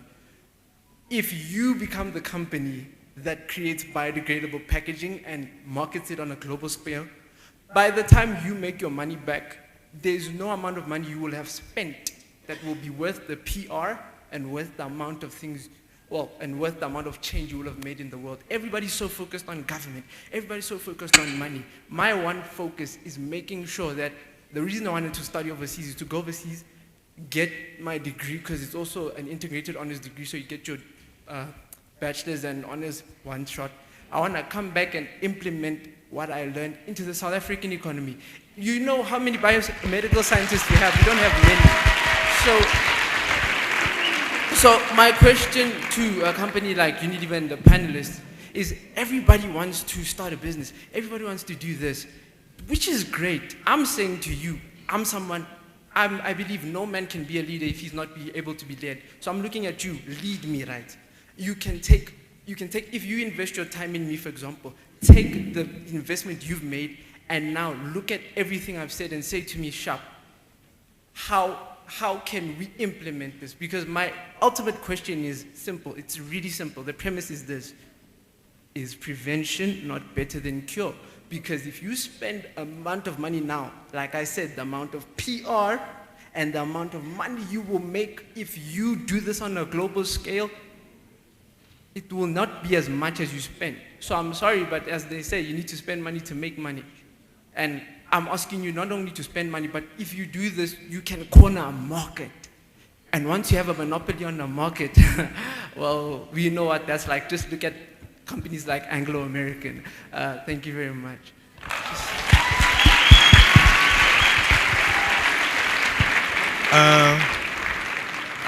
Yeah, you know what, ne? He said he's going to, what are you studying? What are you studying? When he started, Scotland. What is he studying? But no, fine. No, I heard you. So, but biomedical no, I heard you. He said he's studying this biomedical, and then he said Scotland, and then he had a whole pitch, 500 million. This when you're on the other side of the room and you are outside looking in, these kind of ideas and this is kind of thinking, and especially from you as a young generation, finding your innovation ways of how things could work, it is great. And it is that thinking that we encourage as a company. The reality of it is that these are solutions that we are always investing, and not just uniquely as Unilever, and a lot of other brand owners who are FMCGs in different ways, because we understand that yes, there's the compliance element where government is saying find ways that you are not impacting our environment, less impact to the environment, less diverting to landfills.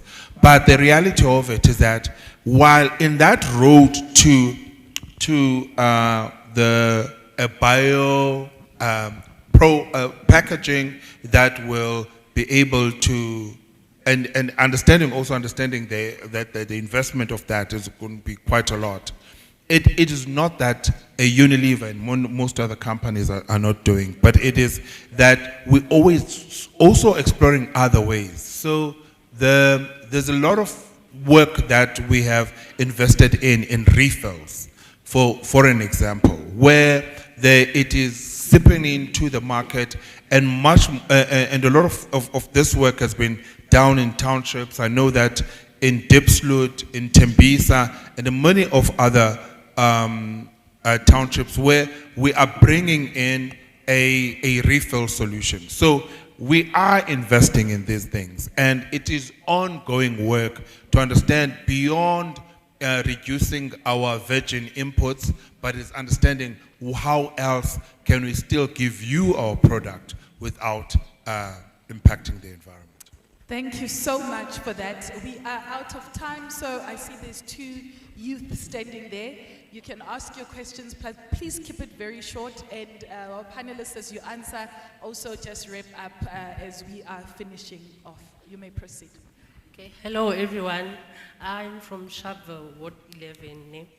Okay, you keep mentioning municipality and working with your ward councillor, but they are not much of a help, to be honest with you. They make you jump through hoops. If I were to say I go to them and ask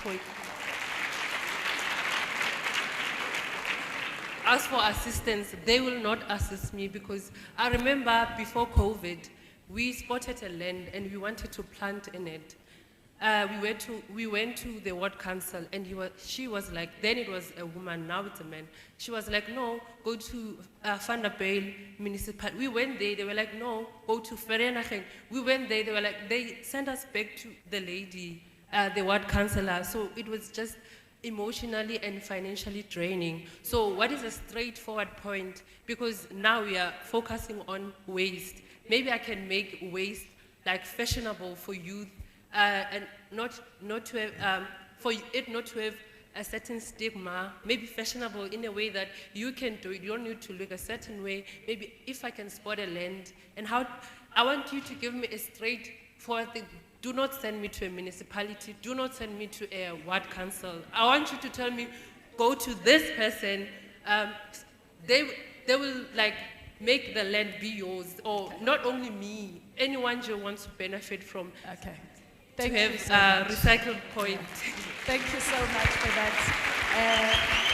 Boitumelo, that one is directly for you, and please also just give us your last words as you answer the question.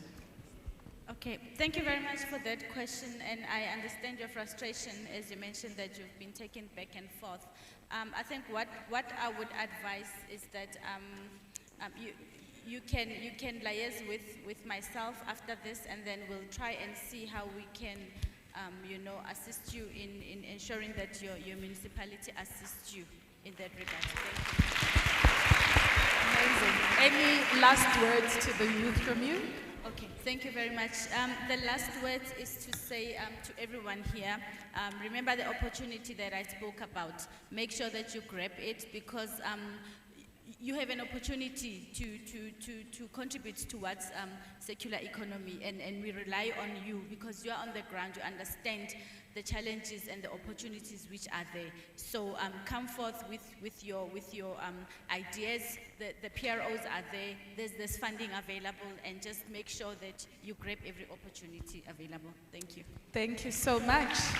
I see the other person who was going to ask a question is left, but thank you so much. Maybe let me come to you, Samu, in terms of last words to the youth from you. Maybe last words, I'll probably say what my father usually says to me. No one is coming to save you. So the innovation starts with you. I know it's tough. I think the young people actually mentioned how tough it is. They do have the passion. They do have, that push to start something. But in essence, I think as government, or we always assume that government is going to save us, but they also have a lot on their plates. If you can, try and find some innovation. I think there's also upcycling. We didn't talk to that, where people renovate like old furniture, or make something from plastic bottles, paints, pictures or whatever. So it starts with you, unfortunately, and for you to find those opportunities. As PEDCO, we're here where we can assist. Please feel free to go to our desk to find out more information, how we can assist you. Amazing. Thank you so much. Lizzo? Thanks so much. Mimic what Samu and Boitumela said. The you is in youth. The key word is, this is up to you. And we are here to be able to collaborate, empower you. That's all from me. Thank you. Thank you so much. And Yasser? I think on my end is to really acknowledge and thank the partners that are here. And we brought these partners, and we've got a stand as well. So you'll find there's two other PROs, and also an organization called Arrow, so you can understand more information. I am telling you, at whatever level in your life, there is an opportunity for making income, for taking control. There is an opportunity. A round of applause to our panel for all the information they shared this morning. Thank you so much. Thank you so much all for being here. Please stand a little bit for a picture. While our panelists are taking some pictures, who got some answers a little bit and has a little bit more enlightenment today from this panel? Can I see by a show of hands? Who got a little something, like, okay, now I sort of know what to do next. I'm happy to see some hands come up. I'm happy to see some hands. Thank you so very much. We will be moving on to our next session shortly. But before we move to our next session, can I just call one person who wants to come and tell me what they learned from the panel? And then we'll be able to move to the next section after that. One person. There was a young lady who came to me earlier who wanted to talk. This could be your opportunity to do so. A round of applause for our panel as they go down. Thank you so much. Thank you so much. I'm waiting for just one person. Otherwise, I'm just going to put the mic on your face. And then you're going to have to answer. Just one person. There she is. Thank you so much. You may take the stage.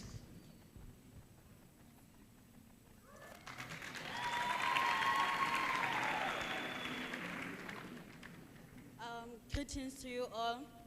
My name is Mangempoho. I'm 29 years old, and I'm a person who's living with bipolar disorder type 1. So I hear you guys, you are empowering youth and based on gathering ways on having more jobs and creating more jobs. The thing is, our government is failing us as people who are living with disability. Okay. So the thing is, we we experience that we are able to create jobs and have ideas.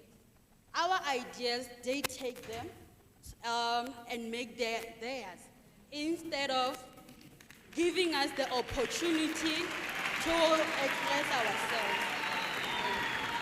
All right, thank you so much for that. And quick one before I call our next speaker based on what she just said. What I would advise you to take, earlier I told you I'm from the township, right?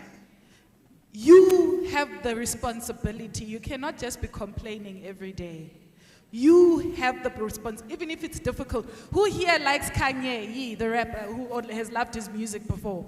So if you go and watch his documentary when he was starting out, no one would sign him. People would take his music, etc. But every day, he would go and stand outside at the gate every day.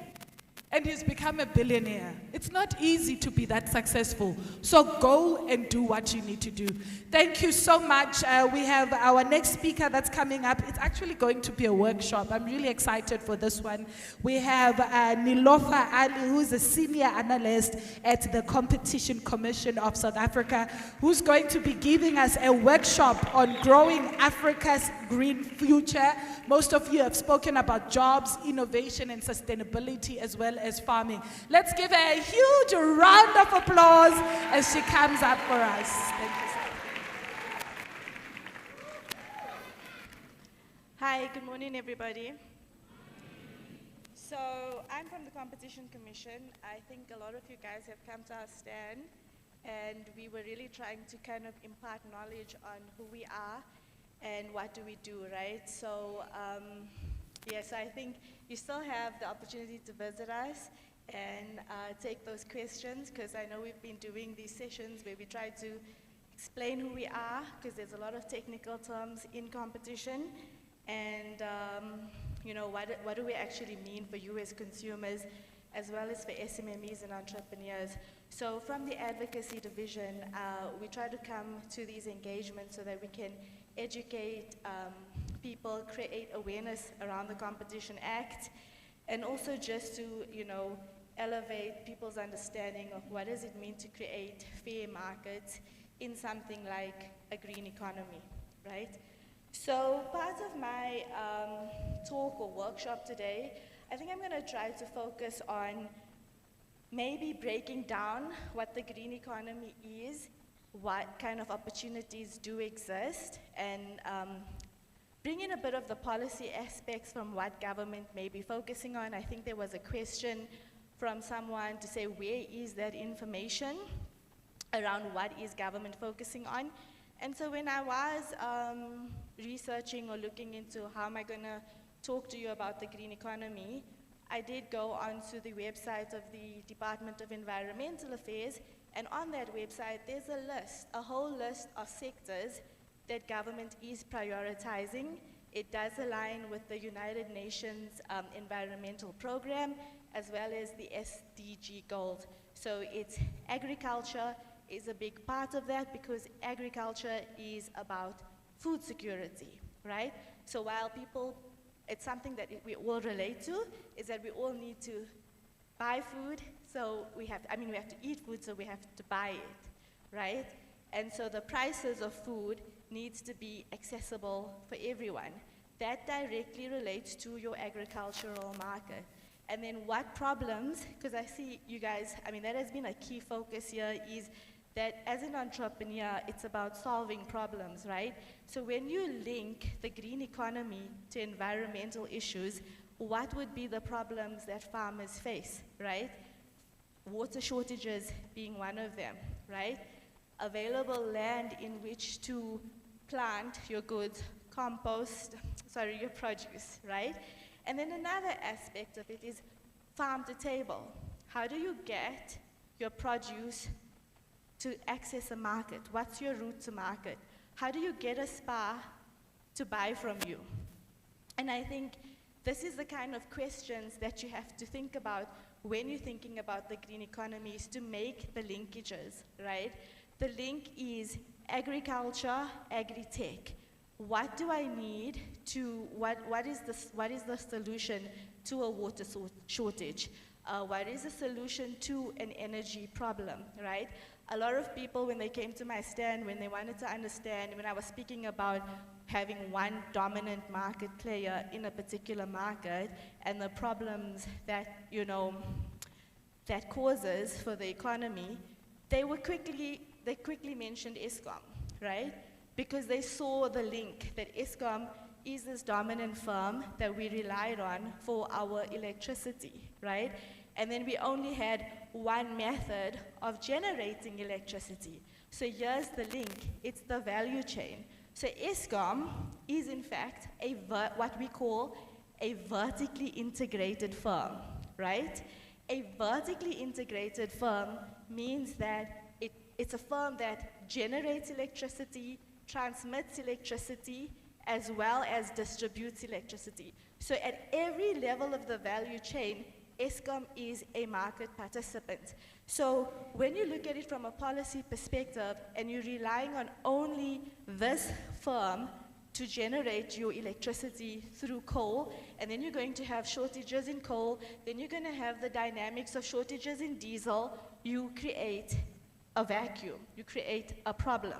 What is the solution that came about is obviously now we have new forms of generating electricity, sorry. So you have your IPPs, your independent power producers who invest in your solar energy, solar plants, your battery technology, and wind turbines, okay? When you break that down, you can become an independent power producer for mining companies who now require energy from another source. So these are, when we think about it and we draw the linkages, is how we talk about looking at a value chain and seeing where you fit in the value chain.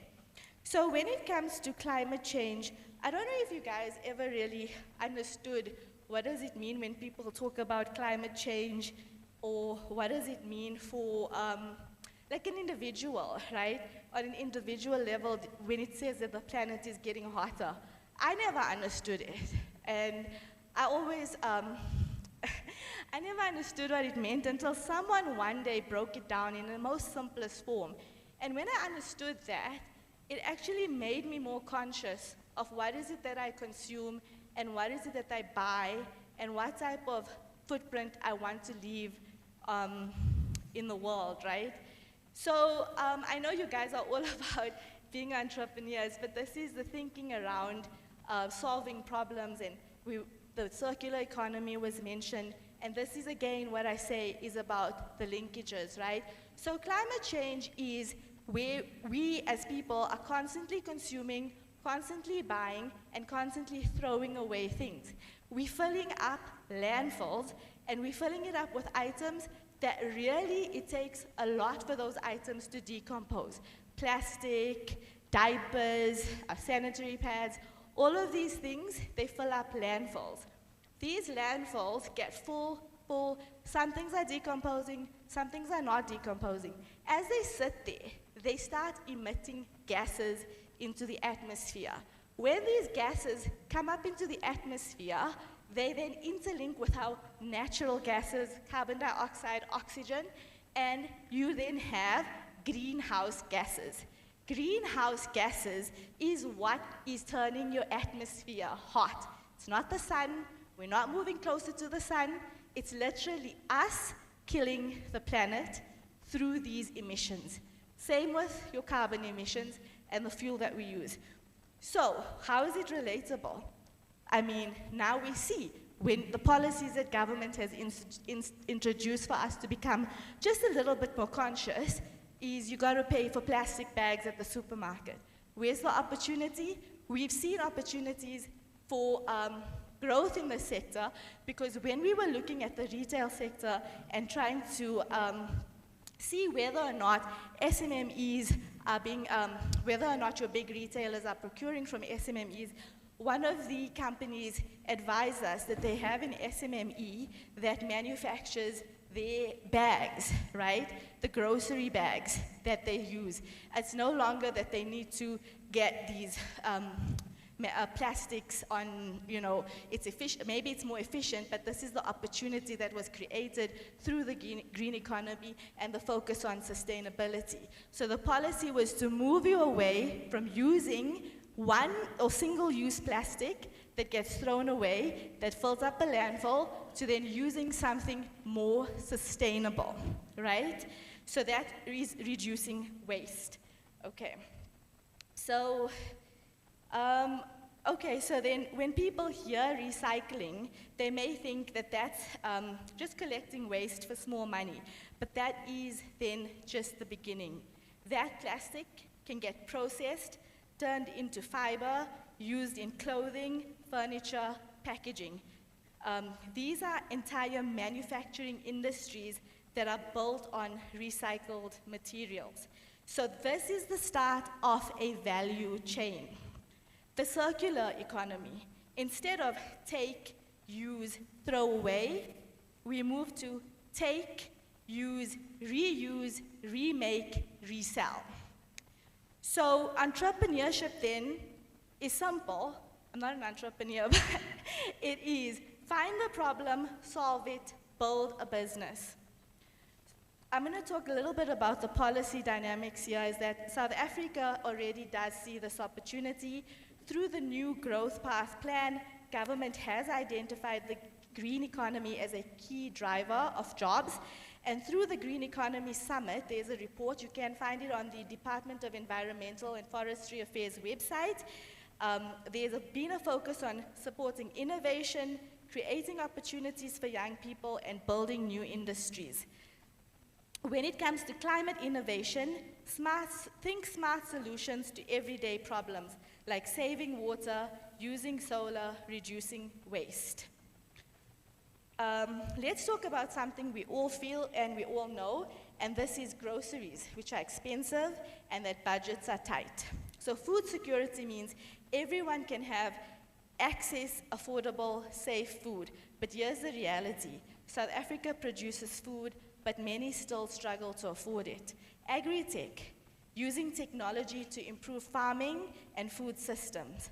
So imagine growing vegetables in your community, selling directly to local shops, and cutting out middle costs. So that's the opportunity, that's the linkage. But the truth is, even if farmers can produce more, they cannot access markets. And this is when they would fail. If prices are controlled, they struggle. If big players dominate, they are excluded. So this is where competition comes in to play, right? Competition, food prices, and the impact that is on us as the Competition Commission that we try to use in sort of breaking down those barriers for entrepreneurship. So, and for consumers. So we do the food price monitoring report. Why it matters is that we actively monitor food prices for priority goods, especially during difficult periods. And so what we then seen is that basic food items can increase rapidly, particularly when there's a time of crisis, right? We know now that global issues somehow trickle down to us and they have an impact on us, right? If there's a war in Iran, you're going to have diesel go up. That's an impact on your logistics companies. Fuel prices are going to go up, and so the price of food is going to go up. So there's this direct market, what do they call it? The market responds to it immediately, right? And then it hits you in your pocket. And then what we actually look at is that, okay, so this externality comes in and food prices go up, but when the crisis goes away, does the food price decrease or does it stick? So we monitor that, and if it sticks, we then think of what is that artificially making it stick, because your negative externality that caused the issue is now gone. So that's why our food monitoring is so important for consumers. Then we look at the poultry market. We've done research into the poultry market, and we have seen that there were prices that rose, supply was disrupted, and so we feel that this is an important thing for us to take a look at that market, to understand what's the pricing issues, what's the competitive supply like, what's the competitive dynamics like, and what is maybe forcing there to be an issue where there's a concentrated market. A concentrated market meaning that so many people buy chicken, but you find that in the value chain, you may find there's maybe only 3 dominant firms that sit at the top of that value chain and control this market. Right, so we also had the fresh produce market inquiry. Here we looked at helping farmers sell their products fairly, or their produce rather. So the Commission found important issues. We found that smaller farmers struggle to access markets. There are inefficiencies in how markets operate, and infrastructure and government issues does affect participation by your smaller farmers. So the key recommendations here is that the Commission did note that there needs to be improving of access for small-scale farmers. We need to make the markets where they wholesale fruits and vegetables to be more transparent, and we need to fix these inefficiencies in how this produce is traded at the value chain, from production to wholesale to distribution to the retail level. Because if small farmers cannot access markets, then they cannot grow, they cannot compete, and they cannot supply communities. We also have the buyer power provisions. Sorry, just very quickly. The buyer power provisions, this is something that we feel that can directly help your smaller SMMEs. So what this means is that if you're a small-scale farmer and you want to get your produce on the shelves of a large retailer, and then you go to the retailer, but they give you this long list of requirements, and their trading terms are not necessarily favorable towards you because you're small, so they maybe will say, okay, we can't pay you within 7 days, maybe we can pay you within 60 days. So we call these things unfair trading terms and conditions. You are a small SMME, you cannot carry that 60-day payment period. So when you are trying to access this route to market at a large retailer, and you face this barrier of being told of these unfair trading terms and conditions, you have someone that's there, you have Big Brother that's there, we have the buyer power provisions. It's not right for you to be unfairly treated with unfair trading terms when you approach a large retailer to get your product on the market. So yeah, so those are some of the things where I tried to interlink with you. What's the green economy? What opportunities exist? What are some of the policy considerations? How does it directly affect you to become more conscious in how you consume and what you do with what you consume? And then the problems that you can solve when you want to assist with the green economy and climate change issues, and also why competition and fair market is important. Thank you.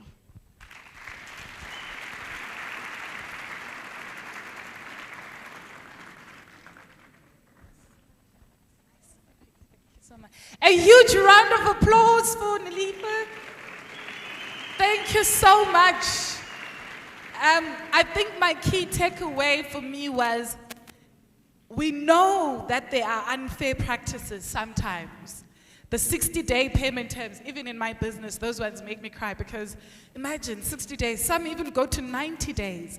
But like she said, you have Big Brother watching out for you. And I know some of you have been sitting here thinking, oh, but it's hard. I'll have to wait. It will be hard for me to get my product on shelf. Retail doors get closed, etc. But she said, you've got Big Brother watching out for you. A round of applause once more for her. We are moving swiftly on to our next discussion, which will be a dialogue.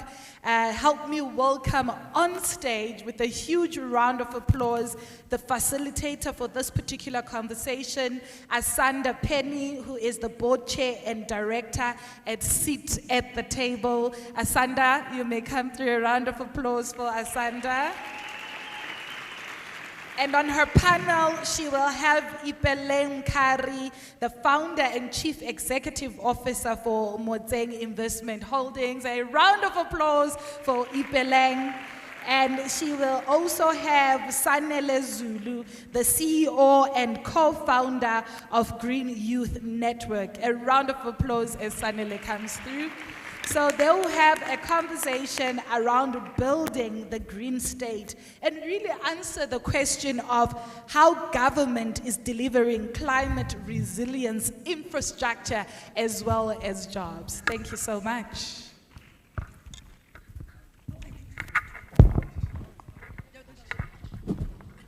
Good morning, Vaal. Wow, I have never ever seen so many young people in one room. Give yourselves a round of applause. This is day 4. My name is Asanda Penny, as you've already heard, and I've got the absolute pleasure and a privilege, really, and an honor to be here this morning. The first session, I believe I bought one and I got another one free, so you're gonna see me immediately after this session. But in terms of this particular session, we aim really to explore how public sector initiatives and partnerships are shaping green economy and unlocking opportunities for you as the young people. With this session, our aim really is to highlight key public strategies within the green economy. I'm sure you've been hearing green since this morning. We need to explore infrastructure development and sustainability priorities, identify opportunities for you, the youth within this sector, and lastly, to bridge the gap between policy and practical implementation. To help me unpack this topic, I've got 2 esteemed panelists. I will start off by introducing Ms. Ipeleng Mkari, the lady that's looking so gorgeous. Thank you. Ms. Ipeleng Mkari is the founder and chief executive officer of Mutseng Investment Holdings, a diversified investment group with interest in commercial property, public-private partnerships, engineering, renewable energy, and telecommunications. She's a pioneering entrepreneur. She launched her first business in 1998, which was a CCTV a startup, which has later evolved to what we know today to be Mutseng Group. Over her 26-year career, she has received multiple leadership awards. I think reflecting her impact as a trailblazer in business and social transformation. Ms. Mkari also has held various leadership positions in prominent organizations where her leadership excelled through production of outstanding results. This also includes promotion of women. Beautiful, ma'am. She has served as a non-independent director in both listed and unlisted boards. She holds a degree, a Bachelor of Social Science, and has completed the VETS Business School's Executive Development Program and is an Archbishop Fellow. Impressive. And then next to Ms. Mkari is the Honorable Mr. Sanele Zulu. He is the CEO of Green Youth Network, a not-for-profit organization that advances youth interests and skills in South Africa's green economy while promoting climate change education. He also serves as the managing director of Tosaka, did I spell that correctly? Media Group, a marketing and communications firm. A former participant in youth parliament and an accomplished business leader with over a decade's experience.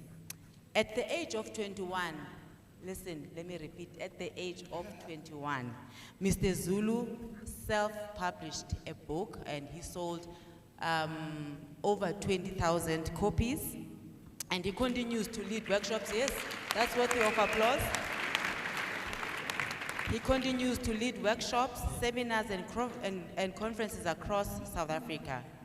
Mr. Zulu studied marketing management at TUT, and he lives by the words, in order to be the best, you must hang out around the best. I guess today, Ms. Mkari, we are going to be the best because we are hanging around the best. Thank you so much.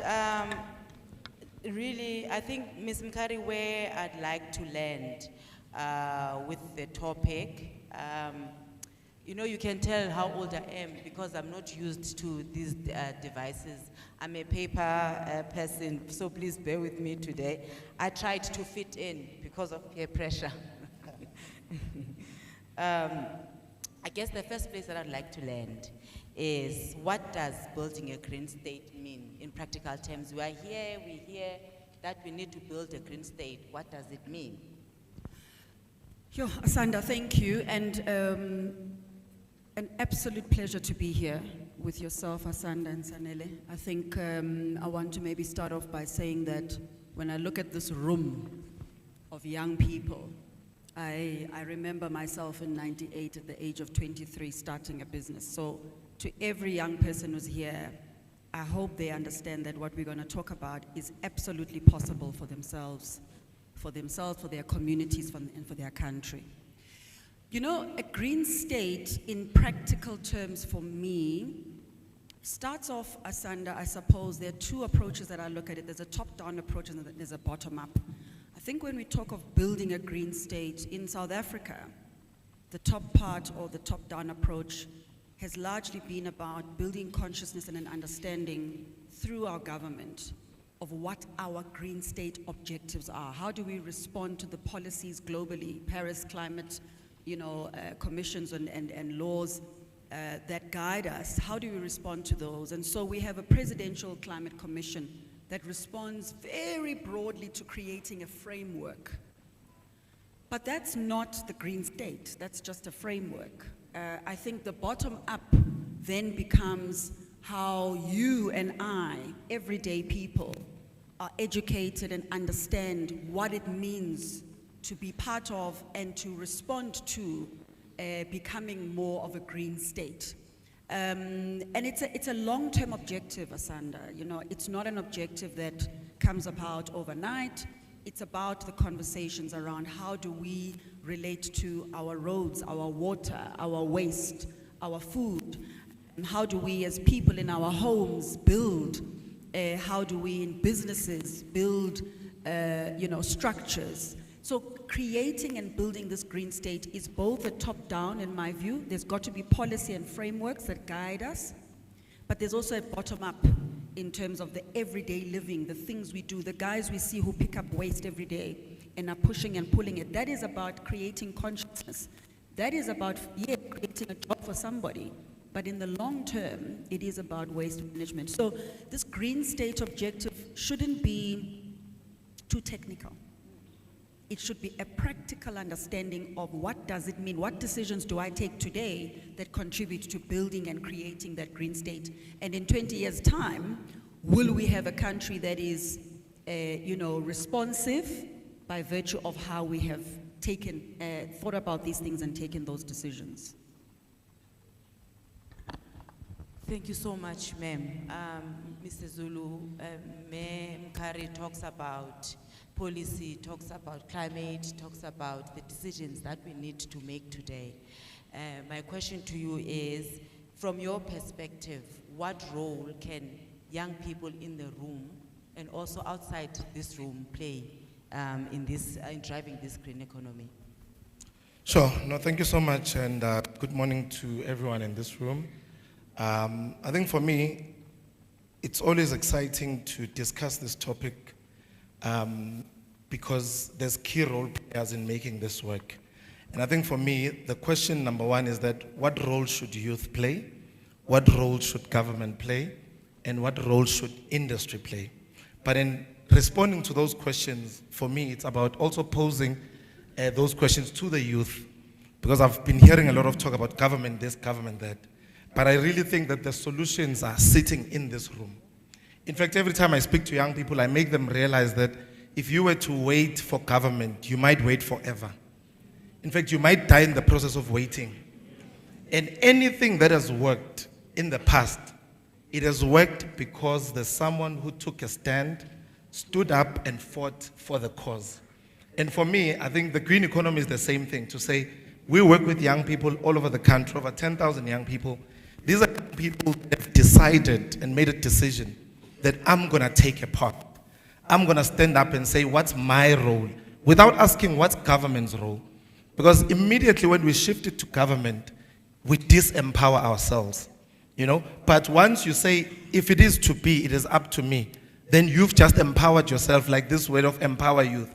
You've empowered yourself to say, you are the solution. And in closing to that point is to say, therefore as young people, we must always be solution oriented. We must master studying problems, because I think for me, in the world of economics, it's always about what's the problem.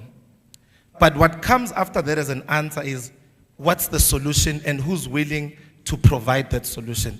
But many times with young people in the green economy, we'll complain about udoti, emakhoneni, kungcolile, and do nothing about it.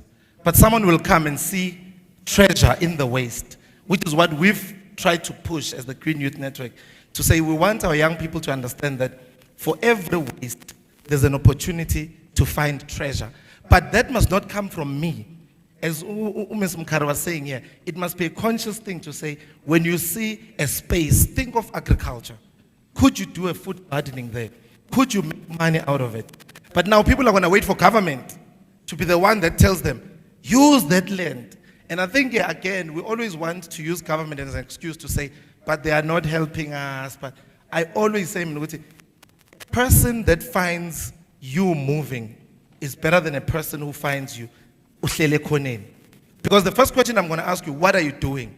I've been thinking. The green economy is moving. I mean, we started this movement, it was 12 years ago, right? But 12 years after, it's still relevant because the green economy is not going anywhere. But with our young people, you'll find that today you are doing one thing, tomorrow you're doing another. Consistency is also key in terms of ensuring that we then maintain the sustainability of our economy. Thank you, sir. You remind me of that saying, ask not what your country can do for you, but it's what you can do for your country. And there was also a young lady who asked a question in the panel before this one, and I was quite impressed with her. She was looking for land, exactly to your point, you know, and she's been hitting, what do you call it? Brick wall, yes, yeah. So I was quite impressed, big ups to her. Where is she sitting? I was so impressed with her that at her tender age, she sees land and then she identifies that there is an opportunity, there is something that I can do. You speak about also empowerment, you talk about also that we must be solutions oriented. I'd like to circle back to you, Ms. Mkari, and maybe talk about what skills do you think the youth needs really so that they can develop within the space of the green economy?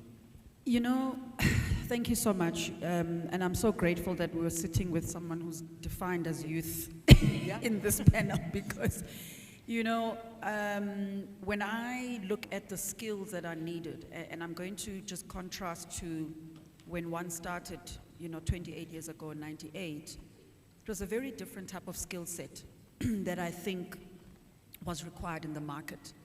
It's very important for young people to be absolutely clear and astute and to research and to understand what the market needs now.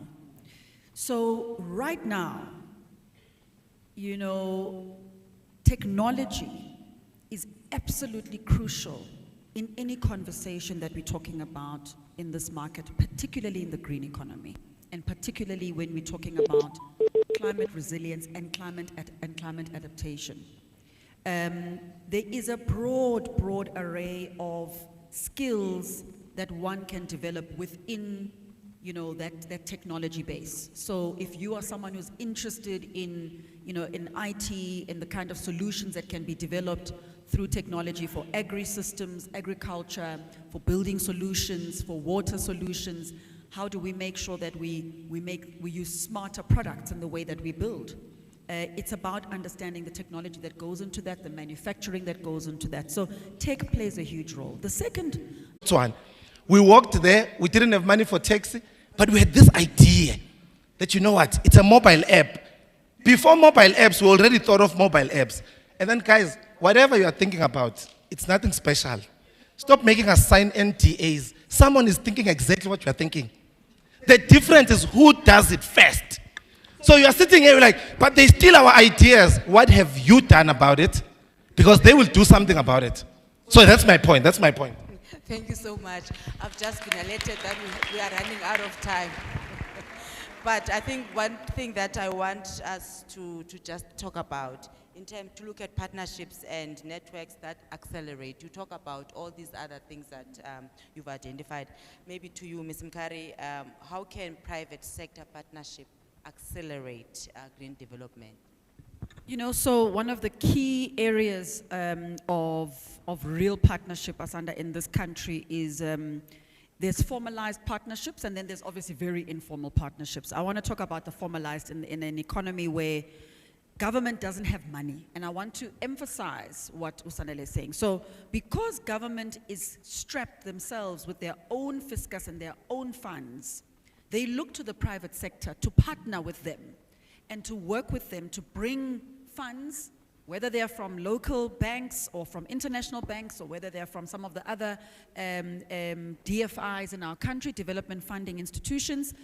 But PPPs are very important. I'm a huge proponent and supporter of public-private partnerships.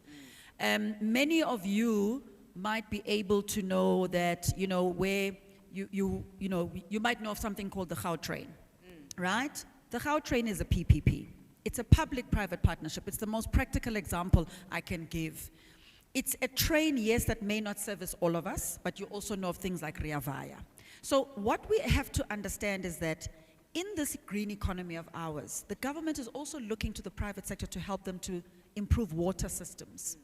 They're also looking to private sector to help them to improve human settlements. And I think what is absolutely critical is to understand what those formalized partnerships are, and to expose yourself as much as possible and to become part of that particular solution. There are also a lot of informal partnerships, you know, and I think, you know, whilst we are here talking about what can be done in the context of formal corporate environments, it's very important to be able to identify informal partnerships. A young group of young people who come together and say to themselves, we're going to put together our own grouping, and we're going to make sure that we start working on managing soil in the area or looking for land, whatever it might be. Informal as that might be, you're actually able to mobilize other people around you and focus on a particular area, whether it's improving waste management in your community or whatever other focus areas there are. Municipalities are also looking for partnerships. And I think what's important here, Asanda, it's identifying private sector, just like today. Private sector partnerships where you bring information to communities, but also you look for ways in which you can actually improve the economy and improve our lives. Thank you so much, ma'am. Great insights. Maybe one for you, Mr. Zulu. You've spoken about a whole lot of things and where you've been, what you've done. How can you, the Green Youth Network, support youth participation? Sure. So I think for us as the Green Youth Network, one, we create awareness campaigns or we run advocacy work where we go out to communities, educate people about, you know, the green economy itself, number one, the opportunities that exist. We also then work with the SETAs in terms of training and development, as well as the PROs. Some of the PROs that you saw here, they were not just singing songs and, you know, telling you guys lies. They really have got opportunities. You know, so we work with them in identifying the right caliber of young people that deserve opportunities. Again, opportunities are not meant for everyone. That's why there's always a criteria. So what we then do is we train, we capacitate, we also mentor. By the time you approach the PROs, we might have actually vetted you, and then at least it's easier for them to select you. We also have got something called the Green Innovators Pitch. The Green Innovators Pitch is basically our pitch session where we are looking for young people that have got green, innovative solutions. We then basically train them as well on how to pitch, what the industry is requiring, but we're looking for those opportunities because there's money that's been set aside, or by government as well. But part of the struggle that is there, Asanda, is that there's government institutions and say, Sanele, out of all the young people that apply for our funding, 0 of them qualify. So the biggest problem, guys, is that people don't get into university because they don't qualify, right? They don't meet the requirements. Equally with business and with government. You'll find that ITC says we've set aside $1 billion for youth. The first thing we will say is youth, complain. Let me tell you a story. Sorry, I've got stories, yes. One of our beneficiaries, we take them to ITC, gets declined the first year. He then says to us, Mr. Zul, I would like to go back to ITC, find out why I was declined. He goes back the second year, gets declined. Goes back to ITC, They give him notes. Now, remember, guys, that most of the time when you want funding, ne, if you see the letter that says decline, with many of these PROs as well that were sitting here, they will decline you if you don't qualify. But the idea is to go back. The 5th year, number 5, he went back there. He got a funding of 10.5 million. Now, this is true story, not a story I'm making up. And to say that this thing is hard, but it requires you to be committed, to be disciplined. So in our pitch, for example, this year, you know, there's been R1 million that's been set aside for infrastructure development, for training, for mentorship, for green solutions. There's even government departments that are saying, we are waiting for young people that have got green innovations. So what we then do then is that we support young people that have got green ideas, and then we mentor them, capacitate them, and give them access to funding. Oh, wow. Thank you so much. I just want to add one thing to what Sanel has just said, and I think there's a conversation about entrepreneurship, but maybe social entrepreneurship. Often we anticipate and we think that we all want to be business people. Sure. Right? I want to be an entrepreneur, I want to make money. Indeed, you will. It takes time. But I think social entrepreneurship, particularly in the green economy, when you look at the challenges that we're experiencing in our country, it's a huge area. And if I listen to what Mr. Zulu is talking about, he runs an NGO. Yeah. He has built a business out of it. Yes. It started off maybe not just as a focused business at the beginning, but he has built one. And I think that's what social entrepreneurship is about. It's responding to the issues around us and being able to say, right, how do I make progress out of this? So it's very important for young people to look around their own communities. How do I resolve leyo nkinga leyo? Please. I think it talks to intentionality and resilience. I mean, you collected boxes for 6 months and you got only 500 rand. I think it would have been enough for me to say, yeah, I'm done. I'm not doing this again. But I don't want to keep you guys to myself. I'd like to rope in the most important people in the room, which is the youth. Do we have any questions for our panelists? Even after you've heard that there is funding somewhere to fund green projects or innovative ideas. I think there's someone coming. There's also, okay. Do we have a roving mic? No, it won't be roaming. You must come stand.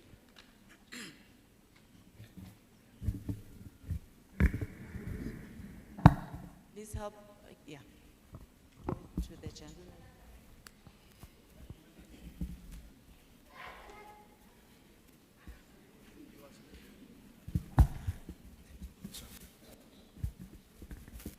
Just give us your name and then your question. Thank you. Good morning, guys. My name is Sipho Manana from a small town, Everton West. My question is regarding waste management. 5 years back, I started my township. I started something like gathering waste management for each and every house at my township, because the truck no longer comes to the township. Then my question is, how can I do the job more, grow the waste management business going forward? My understanding, thank you so much. I didn't hear the gentleman's name, but that is a brilliant solution. I think one of the suggestions I'd like to make to you is, sometimes when you start a business like that or a solution like that, you start in a small area. So in his case, for example, he could come to me even after this. I'll make an example. Say, Mr. Zulu, this is what I've built. I'm a fitter and tenor. Can you link me up with someone who could possibly buy what I have or assist me further? What am I saying to that, guys? I'm saying to you, whether you think your idea is the best idea in the world, if it does not provide value, do you know, guys, why you buy where you buy? It's because you believe there's value. So as young people, guys, I'm going to channel you correctly, even the way you speak. It matters all the time. Because, man, I can tell you now, let me make an example. If Ms. Mkar was about to say, guys, I've got 100,000 to give away, how you pitch yourself. He had an opportunity to pitch, but I still want to engage him after. Not politics. I'm not interested in politics. It doesn't fit me. It will not fit you. Policy is all good. The guys that are sitting here, they are implementing policy. But as young people, guys, we want jobs. We want real opportunities to say, if he's a fitter and turner, he must be asking me, where can I go? There's many of you guys here. Panel, another huge round of applause for that. Listen, I'm inspired. I'm going to be getting into the green space myself. I won't complain. I'll go work. There's somebody who lost their phone. So if this belongs to you, please come see me so you can receive the phone. It is here. I think we already found the owner. At least. All right.